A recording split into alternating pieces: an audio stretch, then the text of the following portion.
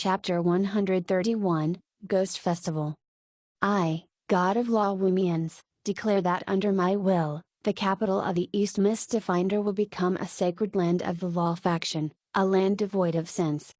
All mortals must remain humble before the will of a true God. When a God's declaration was conveyed from the clouds, even the most furious of paladins and priests had to stop their arguments. The God beyond the clouds showcased their might, and innumerable pillars of light descended from the heavens. The silver light of law illuminated the entire world. The faint layer of silver cloaked the ruinous infrastructure within the city, causing the city to look solemn and dignified. Contained in the golden scroll is the God power of the God of Law. Without a doubt, this was a nation-level, permanent, strategic forbidden spell. Along with the tearing of the scroll, the overflowing power of law turned me into the medium of this forbidden spell as I replaced the God of Law to release this extreme forbidden spell. However, in the predetermined declaration, I added in my own verse: "Can sunlight survive alone without the night to complement it? Is there no darkness to the other end of the holy light?"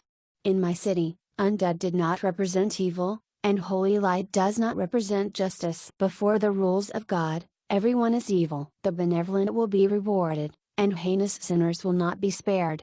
The two souls of the same origin harmonized with one another, and Wumians, who did not possess self-awareness, gave up his control in the end, allowing my will to rewrite the predetermined declaration. When the declaration of the true God echoed throughout the entire world, even I am unsure of what kind of repercussions it could bring, and what the additional words I added into the declaration would cause. At the very least, in the eyes of those of the Holy Church, a true God bringing up the idea of darkness to the other end of holy light does not represent justice was a slap to their face. At this very moment, despite being in the Order faction as well, in the eyes of all holy light jobs, the God of Law had become the top enemy of the God of Holy Light. Even so, they were unable to censure us. After all, Wumians was also a true God of the Order faction, standing neck to neck with the God of Holy Light in a certain sense. On the other hand, the Church of Holy Light, in name, was the servant and representative of the teachings of Holy Light. No matter what, a servant criticizing a companion of his master was a disrespectful action. What does Wumians mean by this? Does he intend to start an internal war among the Order gods? Facing an unpleasant guest, the servants might not be qualified to make a stand, but the owner was allowed to reprimand the other party for their discourtesy. Everyone waited for the God of Holy Light to respond to the declaration, but the long-awaited response never arrived. Alright, actually, these two true gods do not possess self-awareness. They operate only on their path of logic to expand their faith. My declaration didn't contain any direct insults, and I only brought up the possibility of darkness to the other end of holy light, and that it does not represent justice. These were facts and would not be determined as an aggressive action by that simple logical thinking of his. In fact, in the logic map of the God of Holy Light, those words had nothing to do with him at all. And thus, it wouldn't elicit a response to my words. Perhaps, in the eyes of those who understood the secrets of the gods, this was just a meaningless little trick. They would only be doubtful of how Wumians, who had lost his self-awareness, was able to utilize such a play on words. However, in the eyes of most mortals, this was equal to the silent acknowledgement of the words of the God of Law by the magnanimous God of Holy Light. There could be villains hiding beneath the cloak of Holy Light, and shadows exist behind the Holy Light as well. Perhaps the Church of Holy Light isn't as sacred and righteous as it seems. This was probably the thought going through the minds of a majority of the listeners. Very possibly, in the eyes of the world, the God of Law and God of Holy Light had already started to stand at opposite ends with one another. At the very least, the most direct impact of this declaration was that there would be some friction among the Church of Holy Light against law jobs. However, since my initial goal was to poach personnel from the Holy Light and even replace the Holy Light in its entirety in the future, hostility of this level is within expectation. On the other hand, only when faced with enmity on the outside could the Law faction unite together as one. As the medium of the forbidden spell, I fully understood the effects of it. Being a God power forbidden spell on the same level as the City of Rain, when the light of law permanently envelops the entire city, anyone who oversteps the boundaries of the rules of God within this city will be marked with the highest tier judgment spell, turning their entire body crimson red. This effect would be sustained for 24 hours, and all enforcers who were aware of it must pass judgment on the criminal. The sinless city. When all tragic sins are exposed under the sun and it becomes impossible to escape from one's crimes, the ideal of a city devoid of crimes will become reality very quickly. If Luoyang Mountain City is the Law faction's sacred land of origin, then Definder is fated to become its land of miracles as well as the land where Law will start rising from. From today onward, the Law faction would be intricately linked to the East Mist communal nation. At this moment, the agitated citizens were surrounding and attacking the bunch from the Church of Holy Light. Under the hint of my gaze, Xueti stepped forward to stop them. Under the gaze of my lord, Wumians, no sinners will be able to conceal themselves. Even if the Church of Holy Light has numerous past sins, the ones before us are indeed sinless. Please allow them to leave. After the descent of the miracle, the position of the Church of Law, which had just become the national religion of East Mist, would reach greater heights. The Taran Pope of the God of Law religion would, without a doubt, become one of top 3 most authoritative figures in this country. Under such circumstances, his words would naturally be influential. Archbishop Lorf, your presence here will only worsen the conflict. Please hurry up and leave. If you still treasure your pride, please leave this city as soon as possible. If you choose to persevere on here, please do not die in this city, you will only cause unnecessary work for us.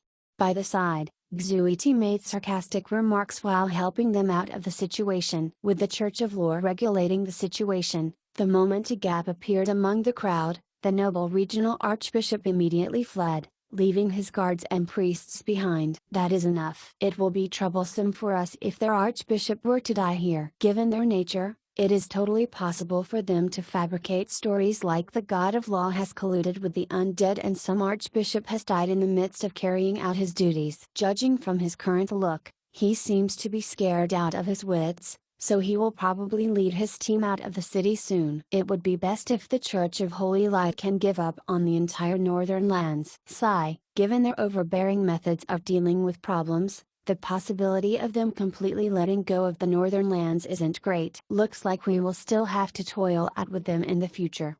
With the departure of the villains, the citizens started to cheer triumphantly. The horns echoed once more and the symphony of victory played. Under the war flags, the knights proceeded on with their march. Different from their prior solemnness, the citizens joined the ancient heroes in the homecoming parade. With a guarantee from numerous heroes and the descent of the miracle, the estrangement between the living and the dead shattered, and the forced, one-sided show came to an end. In the start, I was still slightly worried and hesitant, but now, the crowds were finally cheering for the returning ancient knights. The grave atmosphere dissipated shortly after. When the living joined in the ranks of the formation, the parade started to exude joyfulness. The elderly tried to ask the knights about the difference between the history they knew and the true history, while the middle-aged tried their best to leave their impressions on the knights. The youngsters beheld the figures of the unyielding knights of mist with admiring gazes, wondering if they could become one of them, whereas the mischievous children would secretly prod the ice swords and flaunt their bravery to their companions. The Aurora Knights at the front of the parade quickly became crowded. The elegant ice armors attracted the attention of the females and the children, while the legends of those donning it became the dreams of all males. At this moment, despite the stony faces on the knights, happiness was gushing through their hearts. At the same time, they had to guard themselves against the sudden assaults by the rascals, as well as to explain the dangers the ice armor could pose to the crowd as well so that they wouldn't touch it. Most of the knights were the same as well. However, what left the greatest impression on them was the bizarre method of acknowledgement and reunion. The clan insignia on the flag. Could it be that you are my ancestor? Are you the descendants of my younger sister? You truly resemble her. Lord, can you visit our family when you are free? My children should be interested in listening to your stories. Of course I can. I will head there the moment the parade ends. Everyone, look, I have descendants. I have a family once more, I am no longer alone. These sights occurred one after another. After receiving an affirmative, the living would receive the admiration of the other residents while the dead would be blinded by their joy and gleefully flaunt their descendants to their companions. Of course, most of them were the descendants of their siblings. As for those who had no descendants of their own, they solemnly decided to check the civilian records to see if there were any descendants that were of their bloodline, or any far relatives who had changed their names. At the very least, for a family of their own. Their cold outer appearance was like a barrier that the undead knights were used to putting on to isolate the coldness of outsiders from the inner heart. However, at this moment, the barrier was slowly crumbling, exposing the gentleness within. The ones who were touched weren't in the minority, and I had seen two undead skeleton generals who laughed their lower jawbone down. In my vision, even for the mentally resilient as Camisia, when young girls were busy putting on flower garlands on the head he was hanging by his waist, that flustered reaction and cross-eyed look revealed how touched he was, as well as his inherent qualities as a virgin with centuries of experience. Should I be thankful for the fact that undead were incapable of shedding tears? Otherwise, judging from the agitation of their soul, their uncontrollable tears of joy would have flooded the whole place, and the march of victory wouldn't be as magnificent as it was. Finally, this is a true march of victory. Yes, what is a march of victory when only the triumphant homecoming warriors are involved? The waiting and welcoming villagers were the true reasons for the struggles of the warrior. Without the understanding and welcoming of the mist citizens, without the blissful smiles on their face, what was the meaning behind the sacrifice of the warriors and their return? At this moment, the 1,000-pound stone in my heart was finally relieved. What do I do if the citizens are unable to accept the undead knights? If it comes to that, everyone would be miserable, and it would be impossible to salvage the situation. In reality, even though I spoke of it so confidently and was the first one who entered through the gates, my heart was pounding furiously. However, I know that I must not reveal my cowardice, otherwise escapees will appear within those hesitant fellows, and we wouldn't have the success we were experiencing now. Despite being massive and hideous, the abomination Carlos had rascals climbing up his shoulders. Perhaps the young parents hoped that their children could interact more with this young knight who died young, or perhaps this was the mist citizens using their own ways to console this unfortunate youngster. Should I be thankful to the Church of Holy Light for their hindrance? If it weren't for their enmity, the painful dark history wouldn't be pulled out and the undead knights wouldn't be so easily accepted by the people. No, we should be thankful for the mist citizens dwelling upon this land. It is my trust in them that made me stake in on this bet. It is impossible for the living to tread beside the undead in any other countries. We might as well commemorate this day. Every year, we will hold a small celebration to deepen the friendship between the two. I didn't expect that this thought of mine would result in the birth of the famous Ghost Festival of the Northern Lands. On that day, youngsters would dress up as demons and mythical beasts to join in the night parade of 100 demons. Naturally, there were true ghosts in their midst as well. Undead not being viewed as evil will become one of the most important trademarks of the Sinless City. Soon, when the news spread, countless discriminated races and minorities would start to consider heading to the Northern Lands. I have not sinned, so why must you all pursue me to no ends? I have had enough of this. While Roland was still busying himself for the future, a certain someone was destined for tragedy. A few months later, when the news of the Northern Land reached the All-Land Empire, the emperor, who was still vigorous despite losing his capital, showed his weariness for the first time. You will regret it.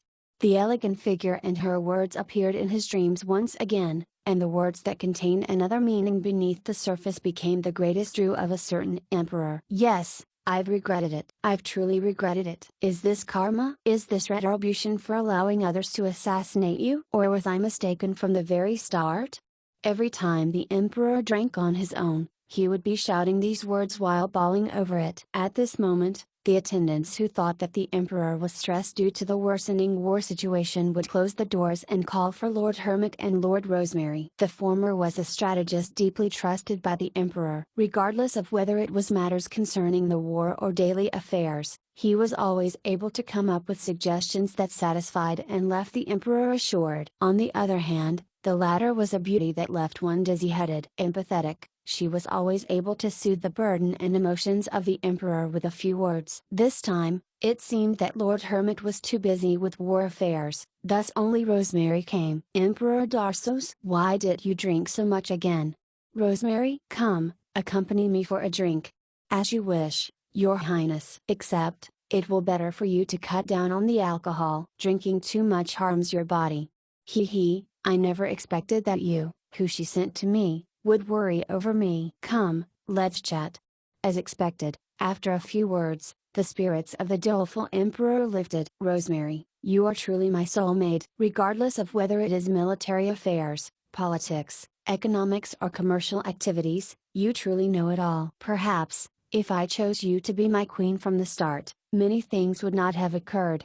Seeing the two of them hitting it off, the understanding royal attendants silently closed the doors. Perhaps, not long later, something would happen. Chapter 132, A New Era. Ding. Congratulations on building a new job advancement infrastructure. The job change to an Avalanche Guardian has been unlocked. The job advancement to an Aurora Knight has been unlocked. The job change to a Swift Wind Knight has been unlocked. Please throw some citizens in, give it 2 minutes, and a powerful warrior will leap out. Did you think I would say this? Stop dreaming. This is the real world. There's no way such a disorderly job advancement system that's neither scientific nor magical could exist. You want powerful warriors? Sure, train them yourselves, cultivate them. You expect soldiers to pop out just by building barracks? The Star Wars next door is beckoning you. Alright, it isn't that easy to obtain powerful troops, but for this system, which is neither scientific nor magical, to retort that I am being unscientific, it seems that it is as darned as usual. This is the third day since the homecoming march of victory. However, not only did Defender's celebration not stop, the celebration activities even expanded to be national level. Since that's the case, we might as well allow the entire country to celebrate for an entire week and pardon all criminals. The food will be provided by the nation's treasury so as to allow the citizens who have suffered for far too long to enjoy themselves. This was the decision that I had made. It was clearly an attempt to win the goodwill of the people. But at the same time, it had the effect of calming the hearts of the people before the arrival of the storm. A celebration mainly consists of delicacies, alcohol, music and cultural performances, as well as all kinds of unique activities. The cheers of delight, dancing and singing outside the windows of the squares never stopped and the sound of the drums shook even the heavens. However, in the palace, everything had reverted back to the hectic daily routine. Going by your plan, we still have sustained the homecoming celebrations for another 5 days, not to mention supplying the celebration of the other towns with food. This will exhaust at least 2 months of our rations. If things go bad, it might even cause a shortage in the rations that was finally sufficient to last through the winter. Although a kind man had sponsored us this time, and we earned quite a bit from him, the expected shortage in rations in the long term still remains a menace. If you weren't the one who brought up the idea, I would have gone all out to block the proposal, before finding an excuse to exile the perpetrator to the borders and have them serve as a laborer. The sentiments of the top court Lady Kelly was shared by most of the officials. Used to thriftiness due to the difficult and harsh life here, they would even tear a copper coin into two to spend it over a course of 2 days, so how could they tolerate such an extravagant waste? If it wasn't for me backing it adamantly, this celebration probably couldn't even be held. Everyone here has suffered. However, this will all be worth it. On one hand, this is a way to reward the citizens. Even though the harvests were pitiful this year as well, it isn't their fault. After toiling for an entire year, they should be granted a few days of rest. On the other hand, I want to leave a new impression on the citizens. From today onward, everything will be different. With this at the core, life will become less difficult for them.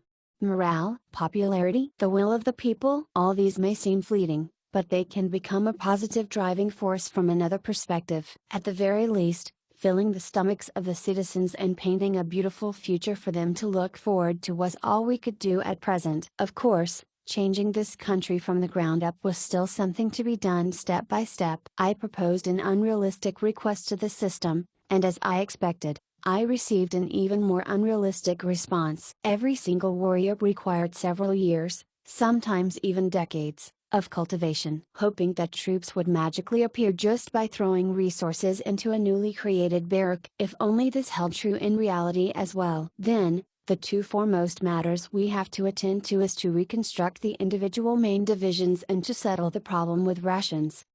A sparrow may be small, but its internal organs were still present. This emergency internal meeting had more than 30 officials attending it, and based on the primary interaction with them, It seemed that there were quite a few talents among them. It seemed that these experienced and hard-working politicians played a big role into why Iran and the Mist royalty were able to persist to date. The Mist country may be small, but its internal workings are still complete. A filial son can only be identified when the family is in poverty. Similarly, the truly loyal subjects are the ones who stick with the country through times of difficulty. Should I be thankful for the years of difficulty they have experienced? They were able to calculate out the burden that a month of celebration would have on the supply of rations next year, and settle on the locations of the new barracks within a short 10 hours. This was something that bunch in Luhuang Mountain City, who goes what Lord Saint says is correct for all matters, could never hope to accomplish. However,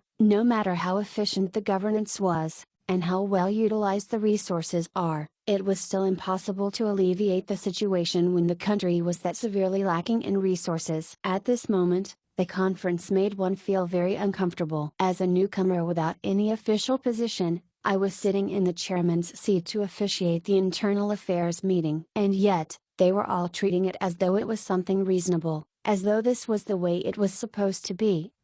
The one who felt the most uncomfortable in the meeting was, no doubt, me. After all, I was already used to governing that bunch of unreliable subordinates of mine. A large portion of the time, I would be arguing with them during the meeting, trying my best to direct the discussion, which had begun to digress from its boundaries, back to the topic at hand. In contrast, seeing the officials seriously discussing the problems now made me feel uncomfortable. Seeing the serious faces of the middle-aged and elderly officials as they jotted down notes on the meeting and pondered deeply before raising questions, I was tempted to bring Zuidi, who was still enjoying himself in the square, over and show him how others dealt with matters seriously. As for the problem concerning rations, there should be a stock of meat coming in half a month. If stored properly, it should be able to slow down the depletion of our rations.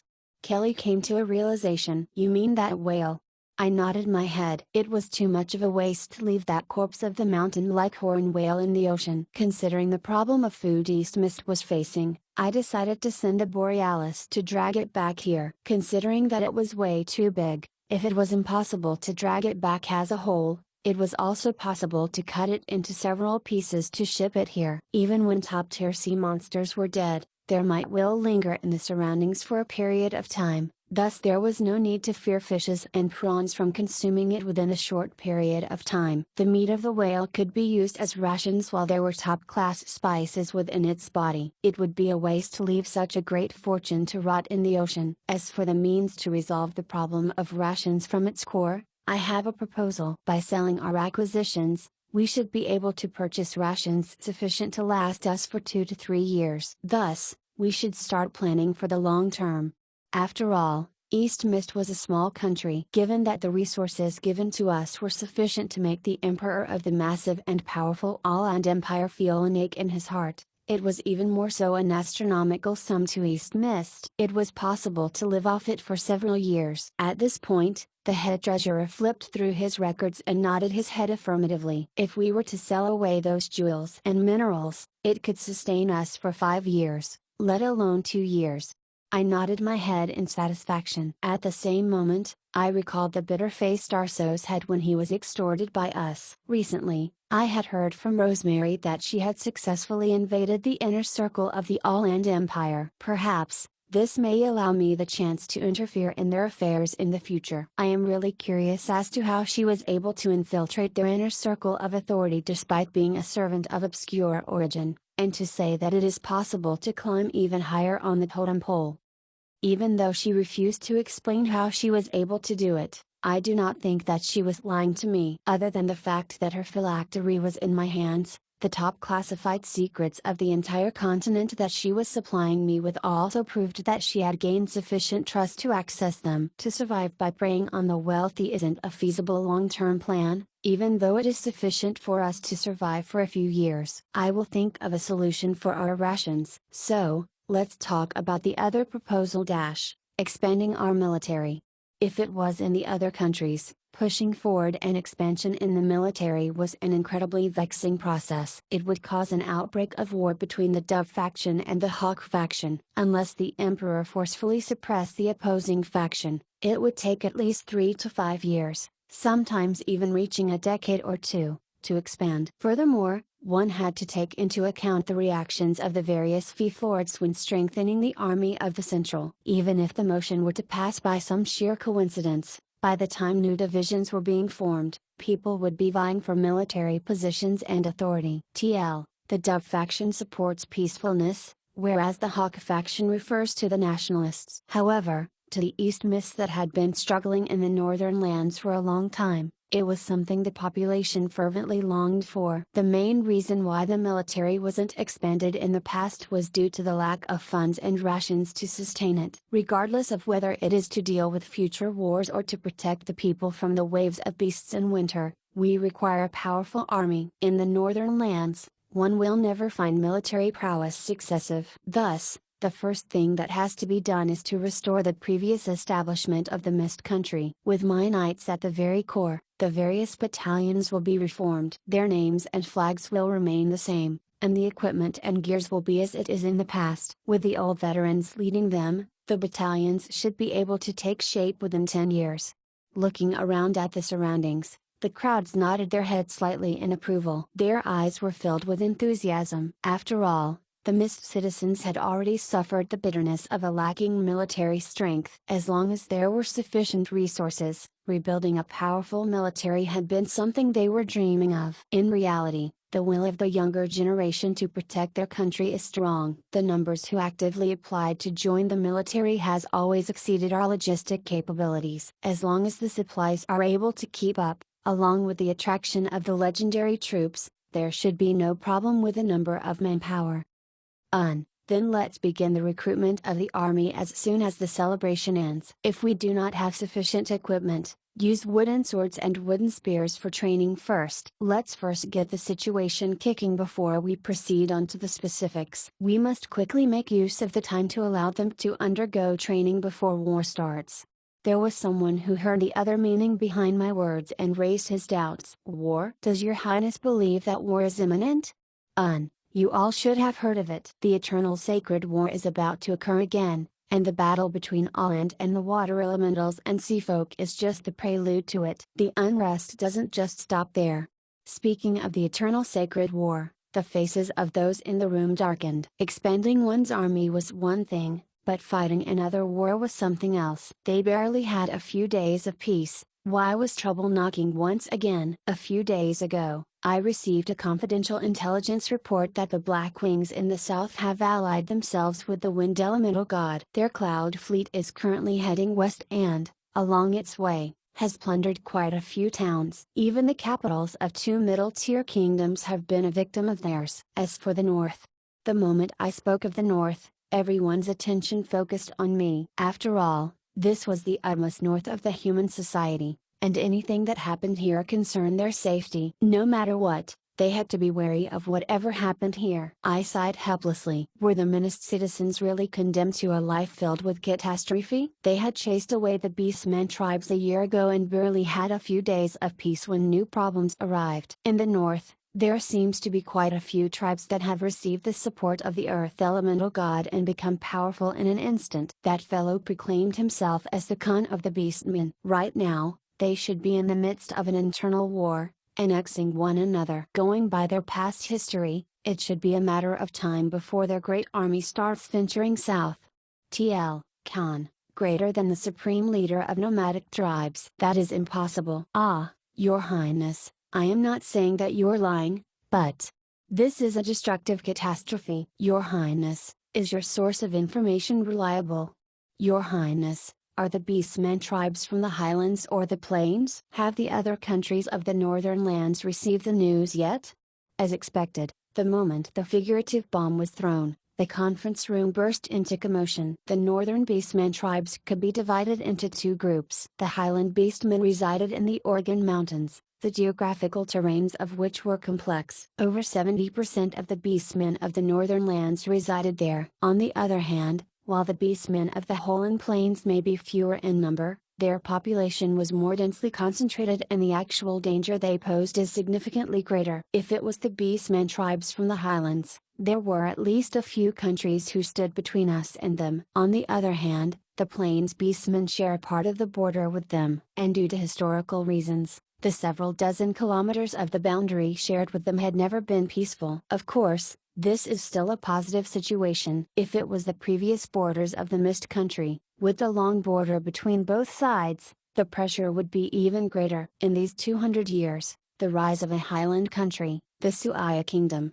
and the neighboring Rhodes Kingdom, which were both ruled by those who share the bloodline of the barbarians, had split the Great Plains of the Beastmen into two, thus alleviating the pressure. By the way, these two countries were also the only two of the 7 countries in the northern lands that have amiable relations with the East Mist communal country. Other than the fact that they were viewed as a nation of barbarians, their countries were also built on the lands of foreign races, and they did not annex the land of the original Mist Country. The lack of a historical feud among them formed the basis for their amiable relationship. As for the other 5 of the 7 countries of the northern lands, most of them were founded by the fief lords from the south. Some of them were even relatives of the 17 destroyed countries, so how could the relationship between them and the Mist be cordial? At the very least, unless it was absolutely required, merchants were unwilling to head to this nation of barbarians. The current chaotic situation of the northern lands was as such. The 3 countries of the northern lands where most of the indigenous population of the north lives.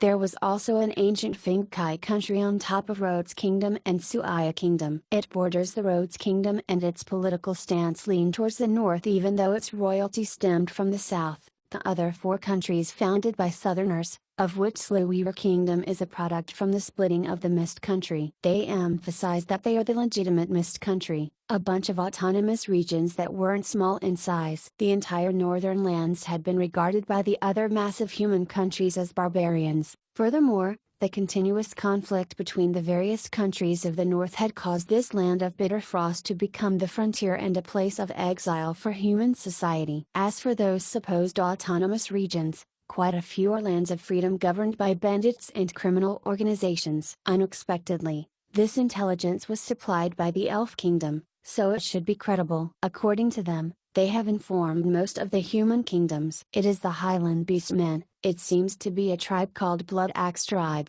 Way, that bunch of long ears can't wait for us to grind ourselves thin with those beastmen. However, just as usual, we were excluded from it all. Ha! Sluweaver's infamous fortune. Those bastard traitors deserve it. Karsumt communal country as well. It seems that the Blood Axe tribe isn't too far away from them. However, the Rhodes Kingdom might be hit as well. A commotion burst out below. At this point, the conference had finally gotten to its final point of discussion. Don't get too excited yet. Although we won't be at the forefront of the impact, it is very likely for us to be roped in. Furthermore, if they manage to break through the borders, we will still have to face the Beastmen tribes, so we have to make preparations for actual war. Thus, I have a suggestion. Starting from this year, we will start one of the symbols of our past glory the winter hunt. The conference room was still in an engrossed state, whereas I was resting by the corridor. Even though it was already late at night, a ruckus could be heard from the square not too far away. The bonfire had lit up and the unrefined but lively music made me smile from the depths of my heart. I also saw the bone dragon, which was shaking its hips, dancing queerly. It seemed like they intended to party the entire night. After delegating all tasks that could be delegated, the remaining matters didn't require my attention. The arrangements for the homecoming celebration and the recruitment of soldiers for war were going well. The only debatable aspect was the winter hunt that I proposed at the end of the discussion. Only the northerners were aware that the wild beasts in summer and the beast packs in winter were 2 totally different concepts. The beast packs that had been driven mad and bloodthirsty by starvation did not fear any enemy at all. When berserk from starvation, they could use their heaps of flesh and blood to fill the trenches dug along the city walls. Also, there were numerous mutated and powerful magic beasts in the snow mountains. If they were to go on a rampage, they would definitely be scary opponents. Spring and autumn in the northern lands were extremely short. When put together, spring,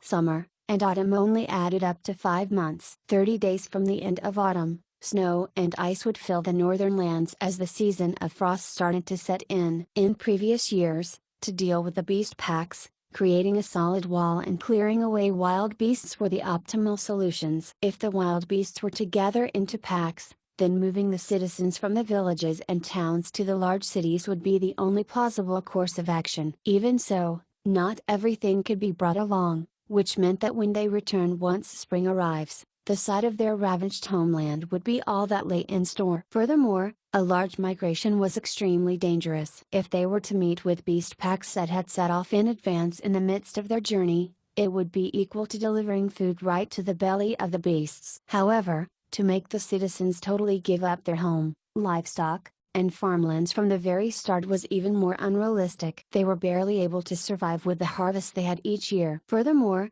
there was limited living space around the cities, not to mention the problem of rations. It was clear to see that the methods of dealing with the problem of the beast packs were filled with loopholes. On the other hand, the winter hunt that I had proposed could bring large amounts of meat, as well as unique products from the beasts, reduce the stress that would be exerted upon the cities when those beast packs were cleared, and boost the morale of the citizens and army. There were benefits in doing so. Of course, everyone knew of the advantages in doing so, but the reason why carrying it out had been postponed was due to the lack of military prowess. Using defensive tools to deal with the beast packs, which were only capable of charging blindly into the cities, was totally different from heading into the wilderness to battle with the bloodthirsty and cunning beast packs. The reason why my suggestions were rejected by the masses was due to their understanding of the military might of the country, as well as their lack of confidence in it. However, without battle experience,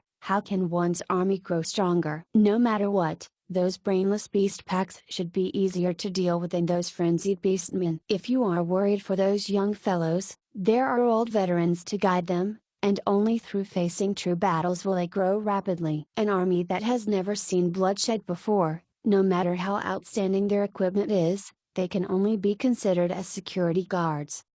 I didn't argue with them. After all, it was all just cheap talk without evidence to support it. To convince them, I need to prove to them that we had the power to do so. Besides, the army was under my control, so I could make preparations for it in advance. Right, my current identity was also awkward. After all, I am a prince of the Mist Country. The royalties of this country claimed themselves to be my descendants and had been acknowledged by the world as such as well. Thus, I should be a member of royalty as well. However, logically speaking, this would mean that I should have been an emperor who had stepped down. Yet, I had never assumed the responsibilities of an emperor before, and I am also still alive. So, do I elevate straight to the position of a retired emperor? This relationship was so complicated that probably even the world's most incredible genealogist would be unable to make sense of this mess. Furthermore, the troops under me were held in the name of Princess Ren's guardian knight. Yes,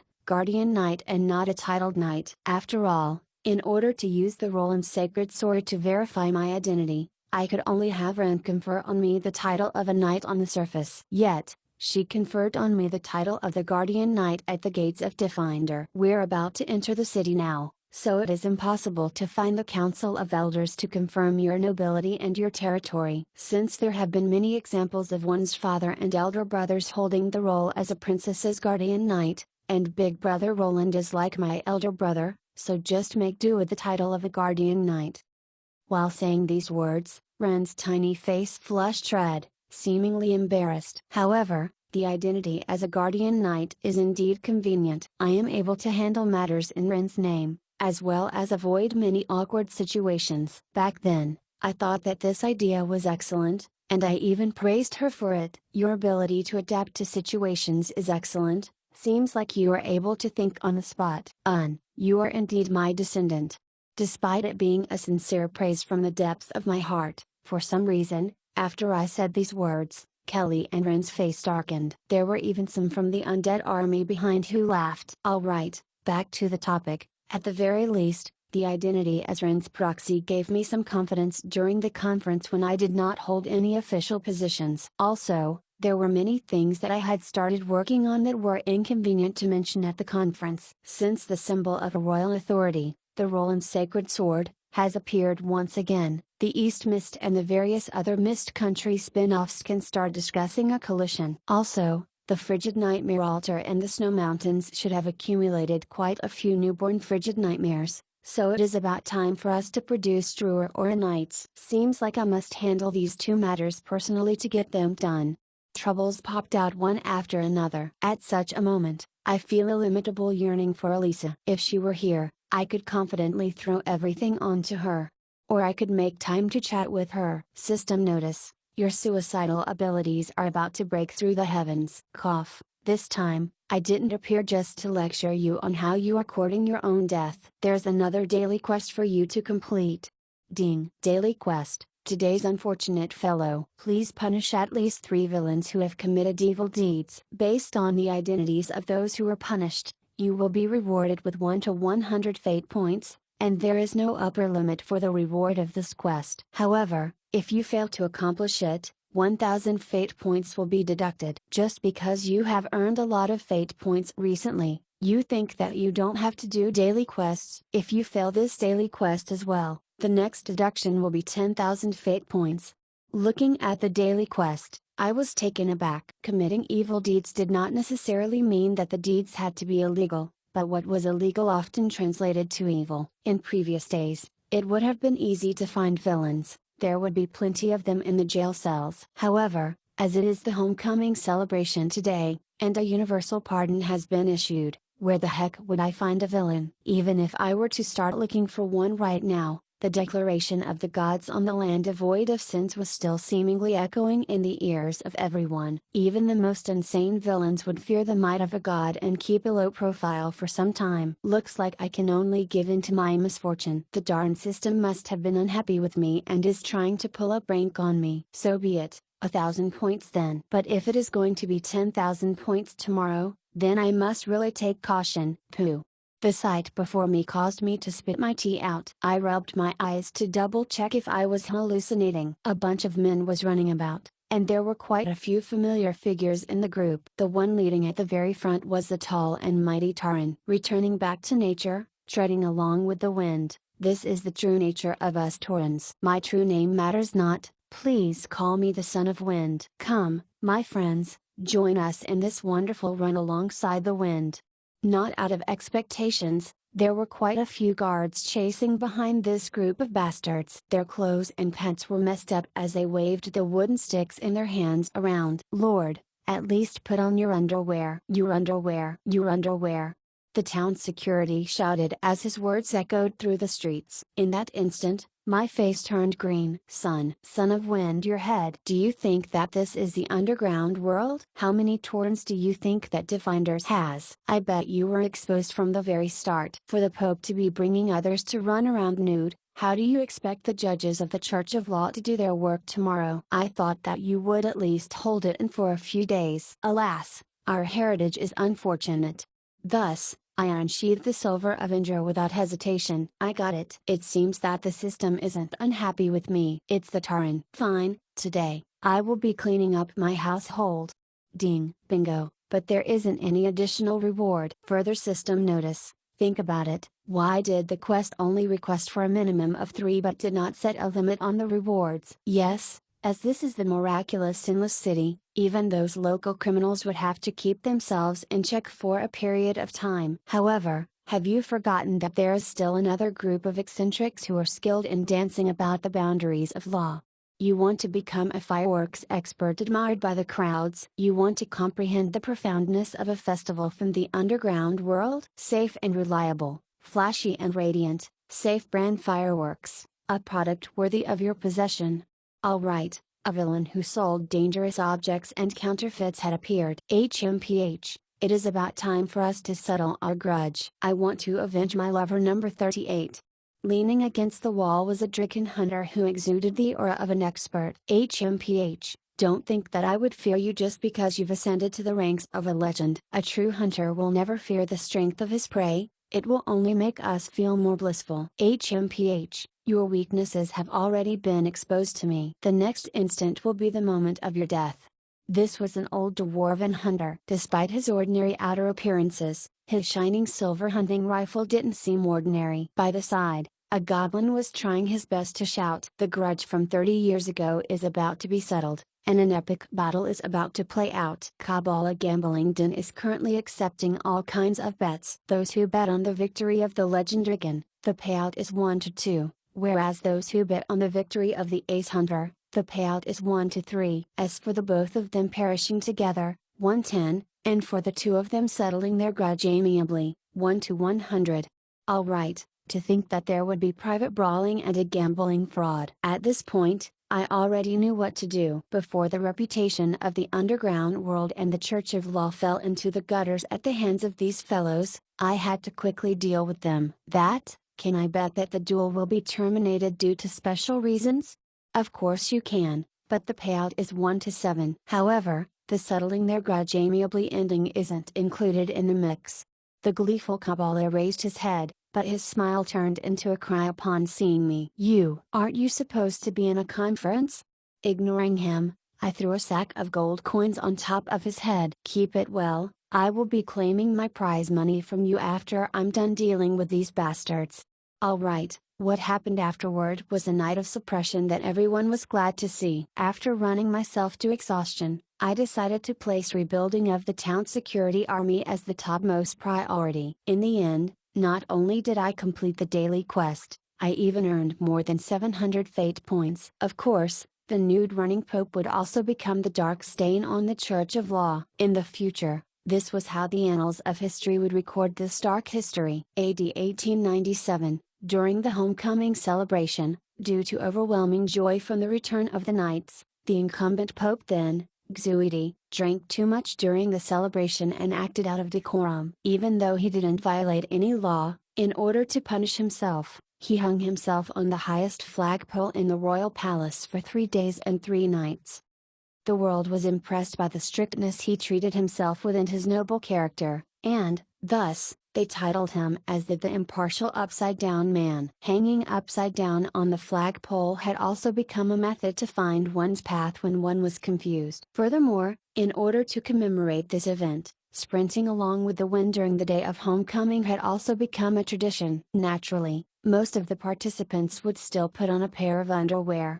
Since Ren, who is a descendant of Roland, as they claim, was the royal family, it meant that Roland must have been an emperor. For example, if an emperor had 3 daughters and 2 sons, these 3 daughters and 2 sons were part of the royal family. If the elder son, son 1, inherits the throne, then the sons and daughters of son 1 will become the main line of the royal family. In contrast, the children of the 3 daughters and the younger son, son 2, will not be considered as part of the royal family. So, if you work this way upwards, and if Ren is the empress, it means that Roland must have been the emperor. Also, the retired emperor held significant standing in China. In a country like the East Mist where the ancestors were truly respected, it was national that they valued seniority as well. So, going by this logic, Roland should be one of the most respected figures in the entire country, as well as highest standing in terms of social position. Chapter 133, Distance and Expectations 1897 AD, the summer of the year of the Griffin. Against the worsening situation in the country, as well as the eternal sacred war that was about to occur, the East Mist communal country's Princess Knight Rankine Mist had decided to seek for the Mist country's lost honor. After going through many tribulations and trials, she finally received the acknowledgement of the heroic spirit of her ancestor, Roland Mist. Following the return of the undead army, marked by the homecoming day celebration and the first winter hunt in 300 years, a page opened in the annals of history as the northern king of wolves crouching in the northern lands started to rise once more. That was the evaluation written in a certain history magazine many years later. At this point, everything seemed normal in it. Of course, to a large portion of the audience, this isn't the main point from the very start. Princess Ren, who remained unwedded for her entire life, chose her ancestor, Roland, to serve as her guardian knight. This became the popular theme for the works of many playwrights. Even though there aren't many details left behind, considering the chaotic relationship within the household of the Northerners and the fact of Princess Ren remaining unwedded for her entire life, we can infer that there is some truth behind these creations. As for the rumors of Princess Ren having a unique sexual orientation, that is likely just a tactic to divert the attention of others. The previous passage is extracted from the truth behind the top 10 historical romance plays, compiled by a printing press which was the subsidiary of the Arhanglo Empire's cultural department. Note: this book has been banned by the East Mist Communal Country and numerous other northern countries. The author is wanted by the East Mist, and if someone is found bringing this book into the northern lands, he will be lynched. The publisher takes no responsibility for the damage incurred by the purchaser.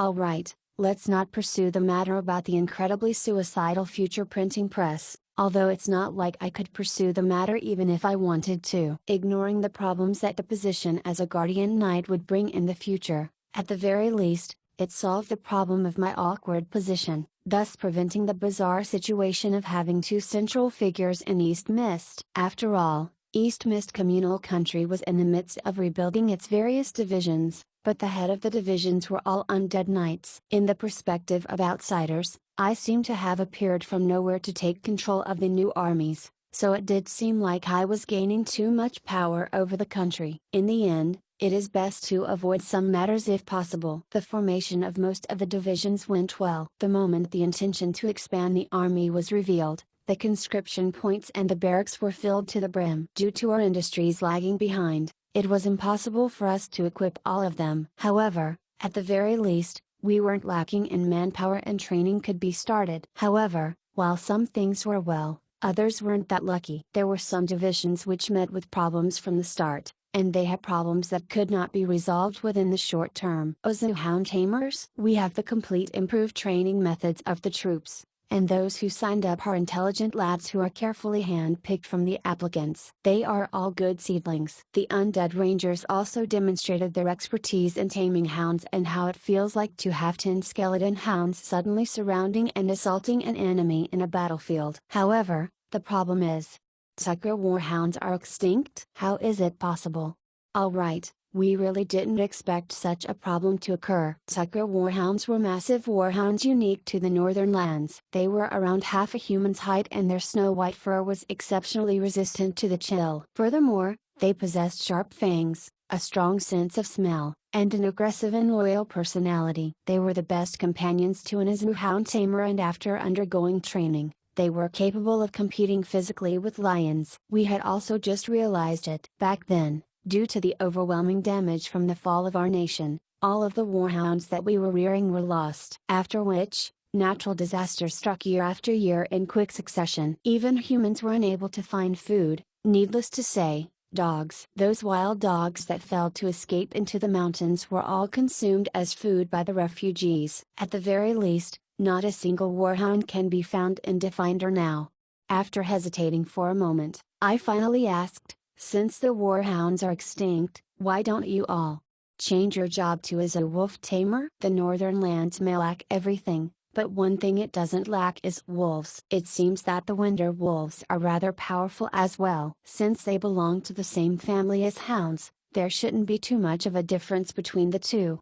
Alright, the moment the words of this outsider sounded, the undead rangers stared at me as though I was an alien. Your Highness, wolves and hounds are two completely different animals. Wolves have a wild nature, which makes them a difficult target to tame. Furthermore, winter wolves are magic beasts. No matter how I look at them, they have nothing to do with ordinary wolves. My mouth opened, only to close without saying a word. After all, do you expect me to start talking to them about Darwin's theory of evolution? Besides, who knew how the hounds and wolves from a foreign world evolved? It was possible that they might be two different species. If I turned out to be mistaken, that would be even more embarrassing. Crossing species would be difficult, but at this point, talking about crossing species, somehow I recall it at certain someone / the reason why you still like humans is because you have yet to meet a life form which you truly love. Species? That is never a problem. By a certain elder brother of the true love siblings. Thus, I tried advising them. It might seem inconceivable, but you all can give it a try. Look for the hunter named Bei Feng Herald. Yeah, that criminal, Bei Feng, crime, Bei Feng, punishment, Bei Feng mortal legend. No, don't look at me like this. I have not given up on treatment yet, nor did I eat medicine today. Trust me, try looking for him first. The rangers left half convinced, half doubtful, thankful that I was able to hoodwink them. I forgot the entire matter. I didn't expect that 2 months later, the Rangers would rush into my office and inform me of the surprising and pleasant news. What? That fellow actually managed to tame a winter wolf. Herald Wolf Tamer? Go ahead, what does a single name count as? Right, how did he succeed? Why did all of you go silent? Alright, I know that I shouldn't have asked, so please did not tell me. Don't go spreading it around as well. While the Herald Wolf Tamer happened to find a substitute out of coincidence, there were few divisions that, due to numerous reasons, were unable to be formed. The meritorious Black Griffin aerial unit, who had its final remaining Dragon Knight Timir as its living signboard, had many people enthusiastically signing up for it. However, the recruitment closed within a single day, and Timir did not manage to accept a single person. The reason? How could an aerial unit be created when there wasn't any powerful aerial mounts? Just by the name of the Black Griffin aerial unit itself, it was clear that the Mist Country's aerial unit was not much different from those of the human empires. They depended heavily on griffins as their main fighting power. However, how could the current East Mist afford to raise those expensive griffin? Furthermore, now that the Sacred War had started, these kinds of military supplies were hard to buy. Upon seeing his brothers building up their own divisions while his was still empty, Timir panicked. The proposal to transfer the Aurora Knights and Dullahans into the aerial unit is rejected. Timir, don't look so bitter. I will have Bastian capture a bunch of manticores here. Those are even more powerful than griffins. What? Aren't those two completely different species? Can manticores even be tamed? Trust me, you only need a Baifang. What? Only with griffins can your group formation be executed? Alright, if you insist on having griffins, I remember that Xiaohong had been rearing a group of them. It should be fine if I borrow a few dozens of it from here. However, if it numbers over 100, even if she is willing to hand it over, we cannot afford to raise them.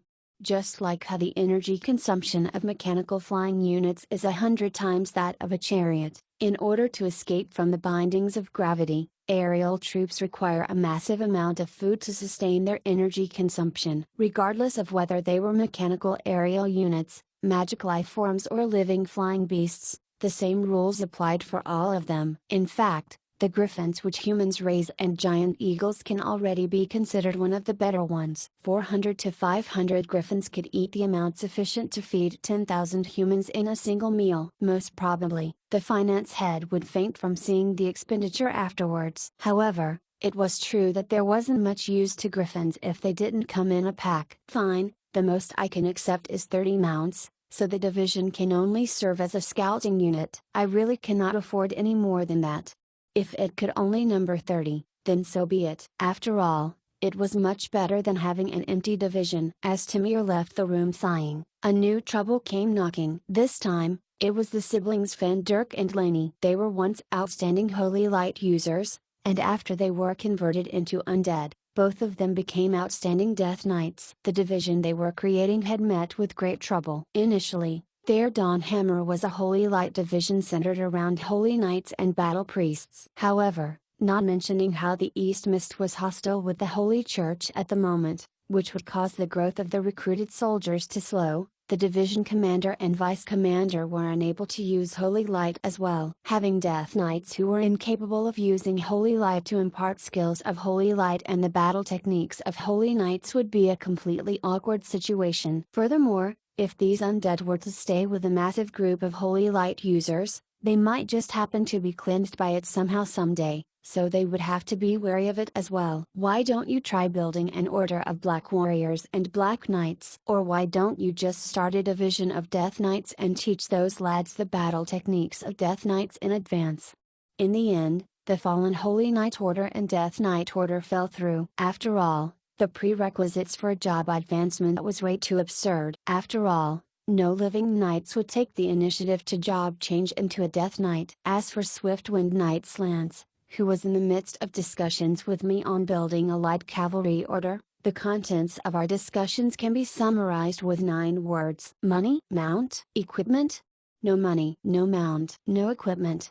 Knights were a money-burning class, and knight orders required a large amount of funds to be pumped into them. Only with strong finance could a country afford to support powerful knight orders. Upon hearing my reply, the cool Slants turned around to leave. Perhaps, from the very start, he knew that it was impossible, but he couldn't give up without giving it a try. Initially, I thought that conscripting manpower to build new divisions would be an easy task, but when I am seated in this position, when innumerable small matters came flying towards me, I realized that my thoughts were too simple. Those flaws at the very start were still solvable through thinking flexibly. However, there were a few aspects that were true dead ends. The greatest problem of it all was the East Mist's industries, which were lagging far behind this era. This lag was in all aspects, be it smithing, mining, refining, engineering, or alchemy. Every single one of them was still at the standards of a century or two ago. There were wise kings who had tried hard to advance these industries, but even if we ignore the fact that the East Mist was locked out and viewed with hostility by the main human societies, East Mist couldn't afford to buy those technologies. The design of the old furnaces was still stuck at that of 2 generations ago. All of the products in the alchemy and engineering shops were all some standardized low-end stuff with low specifications. Then, after the final mine was lost 20 years ago, the mining industry went into decline, and at present, it was already basically negligible. In this world, smithing a good sword first required mining sufficient iron ores before refining it into metal ingots. After that, the metal ingots would be forged into swords under the hands of a blacksmith. If it turned out to be a superior product, then an enchanter and alchemist would be invited to carve magic runes on the sword to enchant it. Given East Mist's current industry standards, besides trying to decipher the new weapons obtained from Holland, even repairing those damaged weapons in the armory was already a difficult task, much less producing new equipment of acceptable quality in bulk for the new army. Even an inferior metal sword requires countless processes to be done on it before it can be formed, not to mention the superior equipment used by those Ace Knight orders. The East Mist fell into a bizarre situation where there were blueprints but no craftsmen, technologies but no facilities, models but no resources. However, the talents that I had scouted from Holland were fortunately all from different industries. However, it would take a long period of time for them to truly integrate into this country, and the resource that we were lacking the most at the current moment was time. Boom, boom. The sounds of explosions in the distance reached the heavens. The roof flew across the sky, rotating into the distance. However, the citizens were already used to this sight. After all, the explosions had become a daily occurrence. Previously, the citizens couldn't understand the rationale behind creating a specialized district for the various experts of various industries to do their research, but after numerous days of explosions and flames, they finally understood my painstaking efforts. However, this time, a familiar figure could be seen after the explosion. It was the miraculous alchemist Olivia, and smoke was emanating from her. At this moment, even though she was a mess, a thrilled expression covered her face. Ever since she has come under Yungu, Olivia's explosion frequency has taken up half of the entire research district. Explosions occur at least 3 times every day, and on some days, it can number up to 10 times. To be able to remain alive after all that, perhaps that's where the miraculous of her title came from. While I was slandering her in my head, Olivia smiled happily upon seeing me. "Your Highness, there have been some results to the object that you wanted me to research. Just as you said, it could probably change this world."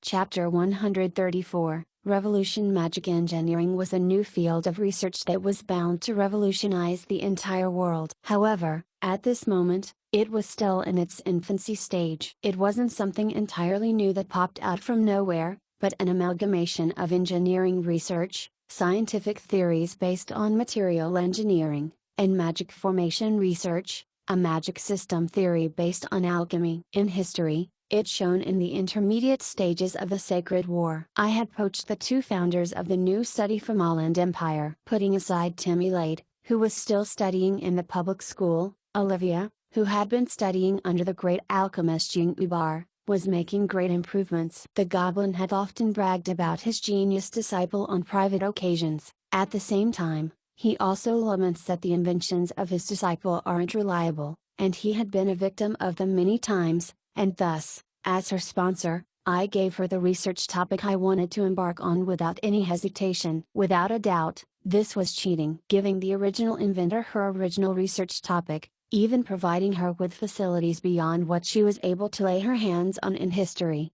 If she was unable to succeed even under such circumstances, then there was nothing more I could do. Of course, they still weren't as mature as they were in history when they founded the study either. Thus, I had prepared myself to wait patiently for the ripening of the fruits before harvesting them. However, upon hearing from Olivia that there was progress in their research, I was overjoyed. Your Highness Roland, those that involve the other fields are still in the midst of being deciphered by everyone else. However, the portable energy source that you had tasked me to create happens to be within the field of magic formation research and alchemy, which I have expertise in. With the help of teacher and everyone else, I have already roughly grasped some leads on the subject. I was delighted. This portable energy source happened to be the research that I was looking forward the most to. If this hurdle were to be crossed, then the progress of the research could be carried ahead. In history, there wasn't any newly developed technology that had as much of an impact as magic machinery research. The reason for it was because this technology was prepared for the physically weak humans, and humans were the main fighting force of the Order faction. The concept behind its design was that humans needed to train for a minimum of several years to attain supernatural abilities, while on the other hand, magic beasts were born innately with their own talents and magic. So why not create an energy source to power a machine that mimics the abilities of these magic beasts so as to save the time required for humans to attain such abilities? The fighter who wields the equipment, the magic engine that serves as the energy source, and the external shell which serves as a medium to channel the energy. These three come together to form a perfect system. It was evident that the core of this technology was the portable energy source. When this system was formed, even the most everyday human was capable of using supernatural abilities. Even the magic machinery dragon, which was capable of competing with true dragons that was developed later on, was an extension of such a concept. The only difference that set it apart from the others was its powerful engine and its sturdy outer shell. However, there wasn't any revolutionary change to the technology in terms of its concept map. From the very beginning, the outer shells of the machines weren't a problem at all. Luang Mountain City's engineering research had been leading ahead of the world, and the machineries behind Roland No. 2 were formidable in and of itself. However, its energy source, Titan's Heart, wasn't a product that could be mass-produced. The other machines of the Roland series were energy core burners, and the energy required to drive them added up to an astronomical sum. That was also the main factor that was preventing it from going into the production line. To my knowledge, the energy of the magic machines was derived from the kinetic energy of humans. One could also find a member of the spellcaster class to recharge the energy within the weapons quickly. This meant that as long as one had a charging port, it was possible to reuse the weapon over and over again, making it a worthy one-time investment for many. That was also the reason why it was able to become commonplace in the world. Of course, making heavy machines from the very start was a foolish action that was unlikely to bring many benefits. My ambitions weren't that unrealistic. All End's White Wolf Guards were able to reach an average strength of silver tier, relying on their exploding savage javelins and their savage swords, which were able to cut through everything. This proved how important an artificial magic weapon was to the fighting style of an average soldier, as well as the potential rise in fighting prowess it could induce in them. I did have a large bunch of the standard equipment of the White Wolf Guards in my possession, but deciphering the secrets behind them wasn't something that could be done in the short term. I reckon that even if I were to successfully analyze the secrets behind them, the composition of the alloy and the high-level enchantment on them would still make them difficult to be produced on a large scale. Most probably, due to insufficient materials and lack of technology, the results of it would contribute nothing to the military strength of East Mist. However, if I were able to provide a magic sword that had low prerequisites to every single soldier of mine, just with the basic elemental enchantments, every single one of them could potentially become mobile rechargeable cannons. This would revolutionize the role of a soldier within wars, and the basic firepower of an army would increase exponentially. Thus, the first problem I had to tackle was the creation of a rechargeable magic engine, and the core technology behind it was its rechargeable energy source. At this very moment, Olivia was telling me that she had managed to overcome the first obstacle, so how could I possibly not be overjoyed? My estimations were that it would take a minimum of 3 years to get to this point. However, It had been just 3 months since returning from Holland and I was already presented with such positive results. I could hardly believe my ears. Perhaps due to my overly passionate gaze, Olivia felt embarrassed. She lowered her head and muttered, "Lord, I didn't do it alone." Teacher Bar, Ying, and Lord Kalkana had contributed greatly to the research as well. It was a group effort by us all. Mistress of Plague, Lich Kalkana? I was taken aback for a moment before a realization struck me. Back in her time, Kalkana was an ace alchemist among ordinary peasants. It was said that her goal back then was to become an alchemist merchant and sell beauty products and vitamin pills. The stronger one's will, the more resentment one will carry to one's grave, the easier it was for one to become an undead. She, who still had lingering wills in the world, she still refuses to reveal what the matter binding her to the world was, responded to my summons and became a member of the newly formed Dread Hunting Hounds. Alchemist and Saint were occupations that had a great demand on one's accumulation of knowledge, and they were well known for the slow progress one faced climbing up the ranks. Time and experience were one's greatest limiting factor. At the very start, Kalkana, who wasn't skilled in battle, was only a young sister who everyone protected carefully. However, she eventually became one of the most fearsome existences in the army. Alchemist was a job that became more powerful the more knowledgeable one was. The longer an alchemist lived, the more fearsome he became. With sufficient time, there were no dangerous experiments that one couldn't do, no out-of-the-box ideas that one couldn't try, and no poison that one couldn't concoct. An accumulation of knowledge for 300 years made the tonics she brewed something that no undead would dare to drink, much less the living. She slowly progressed from a mere skeleton mage to a powerful lich. Even I was unsure of how strong she currently was. After all, there wasn't an opportunity for her to use her full strength. Given how liches were existences that were at minimum legend rank, her strength was bound to be something not to be underestimated. Also, her title Mistress of Plague showed the impression the world had of her. The lives that had perished from her plagues were uncountable. At the current moment, she had 3 apprentices, and one of them was a lich just like her. Gold rank alchemists were equivalent to a human kingdom's national treasure, much less say legend rank alchemists. An incredible research team that comprised 2 legend ranks and 2 gold ranks was something unheard of in the human society. It was precisely because of them being too capable, with their research directed towards poisons, plagues, and such, that I had been depriving them of an opportunity for them to showcase their talents. Otherwise, if they were to start a few destructive plagues there and then, even the gods would collaborate with one another to deal with us. The goblin explosive alchemist Jing Ubar, the human miraculous alchemist Olivia, and the undead alchemist Mistress of Plague Kalkana and her research team. Somehow, intentionally or coincidentally, a research team consisting of top-tiered alchemists that even large countries were unable to match up to was assembled. No, luck played too much of a factor into our success this time. It was all thanks to Olivia's innovative thoughts. A faint, blue-green soul fire burns in the sockets of a skeleton, and concealed beneath the white robes were withered bones filled with magic. The very existence of the being struck fear in the hearts of the living. If it wasn't for the slightly sharper voice synthesized by magic, no one would have thought that this individual was a female. However, by the looks of it, it seemed that she was slightly unused to the doctor's robe. As she walked, she would subconsciously tug on the cloth by her chest and her sleeves. It was my suggestion to have undead put on clothes of ordinary humans. Of course, it wasn't due to my unique interests of wanting to see an undead fashion show or a zombie rabbit lady. One of the contributing factors why the living was estranged from the undead was due of their tattered and gloomy clothings. With a change in that aspect, even though the undead weren't used to it, it helped to put onlookers at ease. I didn't think that the product of a failed experiment would be of use. It used to be an ice maker in my storeroom.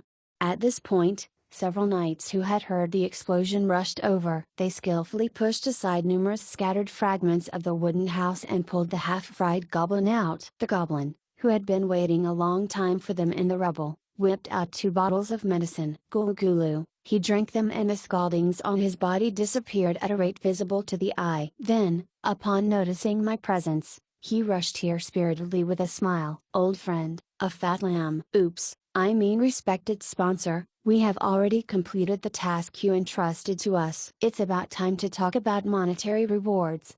As long as there was money to be earned, this goblin became more single-minded than a zombie. I was slightly taken aback by how quickly he bounced back to his usual liveliness despite being severely injured a moment ago. On the other hand, everyone else had an expression that said that they were already used to this sight. This explosion swift recovery next explosion cycle had already become a daily occurrence in their life. In fact, in order to make the reconstruction and rescue efforts more convenient, their temporary lab was reduced to this simple log house. In their report, I soon understood the reason behind their swift breakthrough. That is to say, the original magic formation for portable energy source had been discovered by Olivia long ago, but she only remembered it because of the topic I gave her.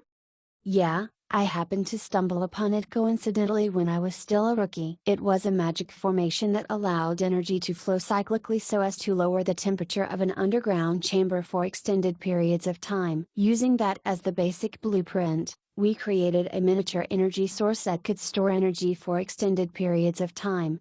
The microwave was created in an experiment using the radar of the military. Penicillin was discovered accidentally due to a negligence in the lab. X-ray was stumbled upon while changing experimental conditions. A falling apple led to the uncovering of gravity. In a different world, facts have proven the importance of coincidence and luck in scientific progress. I didn't expect that it would be the same for alchemy research in this world. Probably, from the very start, Olivia was the key to opening this vault, and my action of looking for the inventor to invent this ending resulted in a successful replication of this coincidence.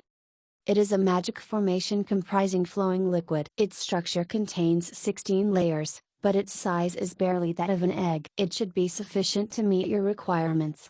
Just by the outer appearance itself, it was a completely transparent crystal, and there was a light red liquid flowing slowly within. However, upon contact with the surface of it, I could feel the pulsating magic beneath its peaceful surface, as though it was alive and kicking. Well done, I will double the reward I promised you. Your next research goal is to put the energy source into practical usage in ordinary weapons. From the looks of it, it seems that we will have many new, powerful troops soon.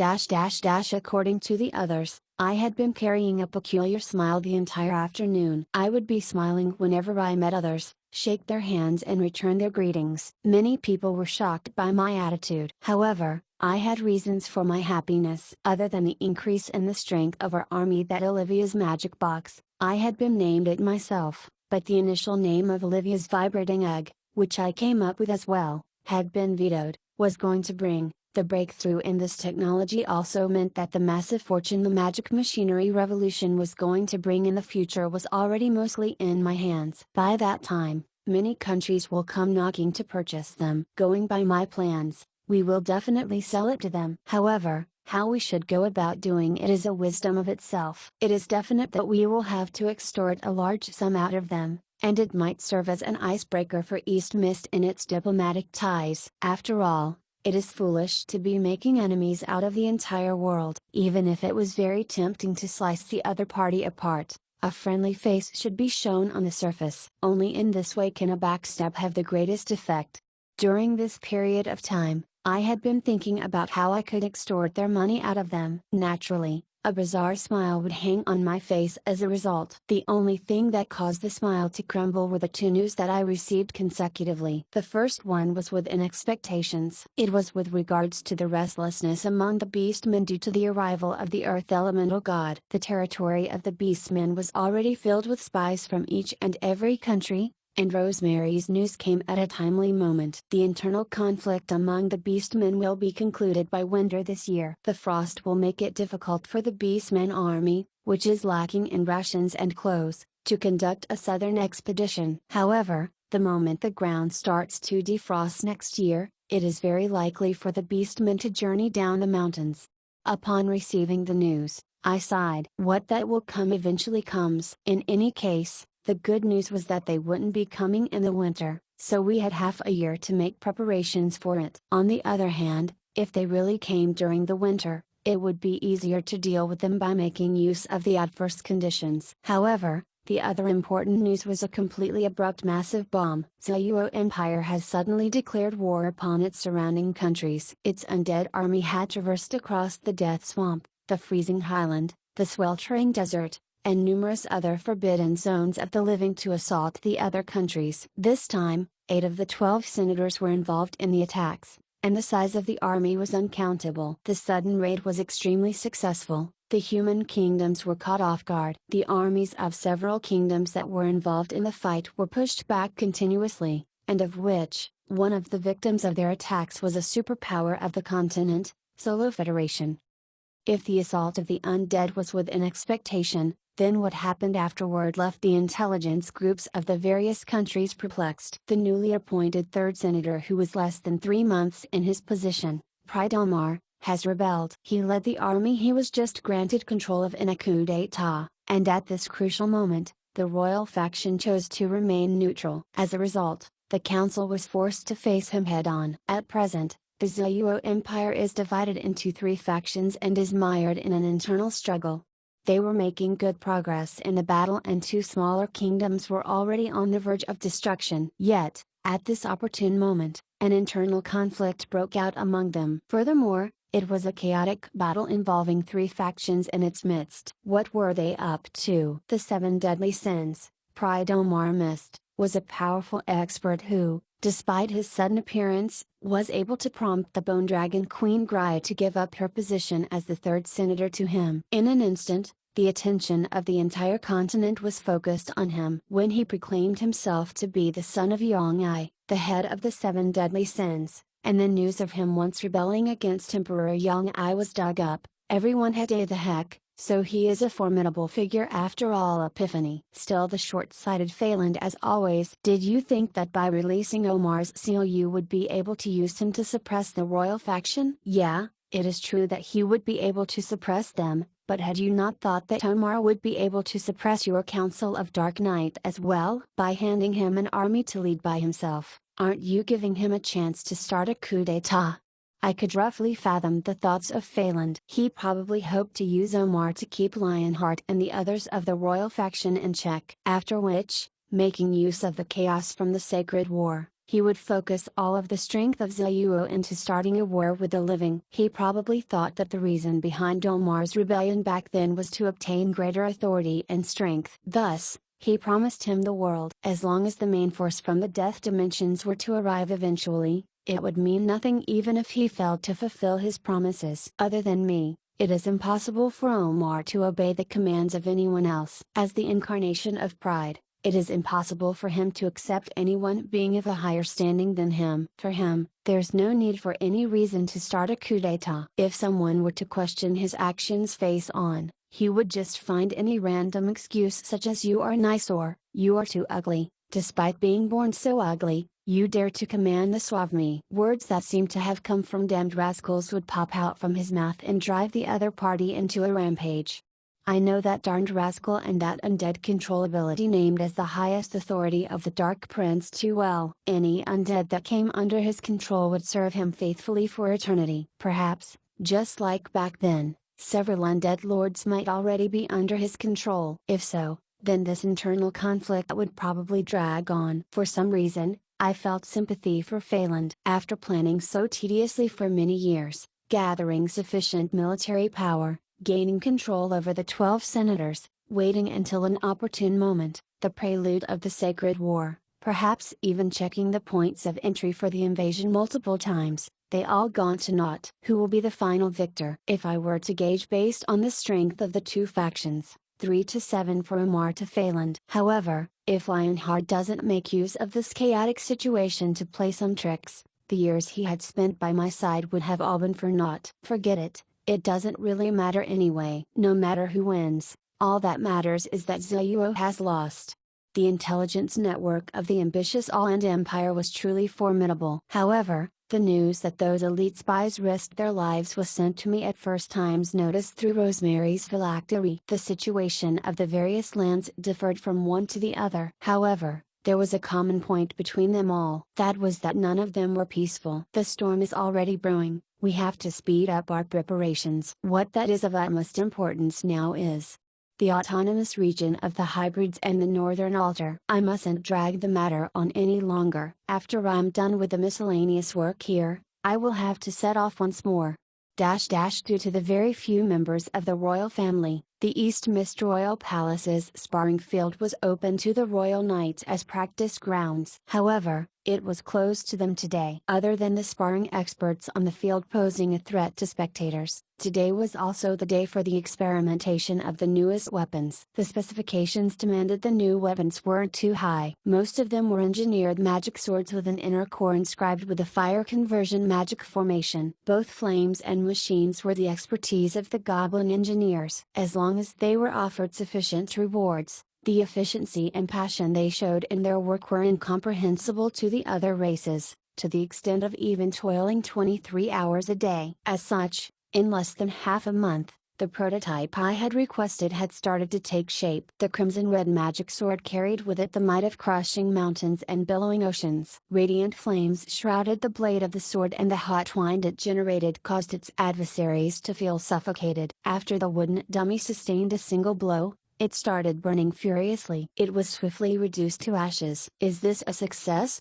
At the next moment, the gemstone vibrating egg placed on the hilt of the sword flashed before extinguishing altogether. At the same time, the blade of the sword started to melt. After a few seconds, along with the diffusion of heat across the entire sword, the melting portion started to expand. It didn't take long before the sword was reduced to a puddle of metallic liquid. Another failure? The results are a little disappointing. The wielder looked at the hilt of the sword in his hand in pity, completely oblivious to the scalding metallic water dripping onto his body. After all, the temperature achievable by his physical body was not something this mere magic sword could ever hope to match. Of course, how can it possibly endure the infusion of your full strength? I simply wanted a semi-god like yourself to test the limits of its might. How is it?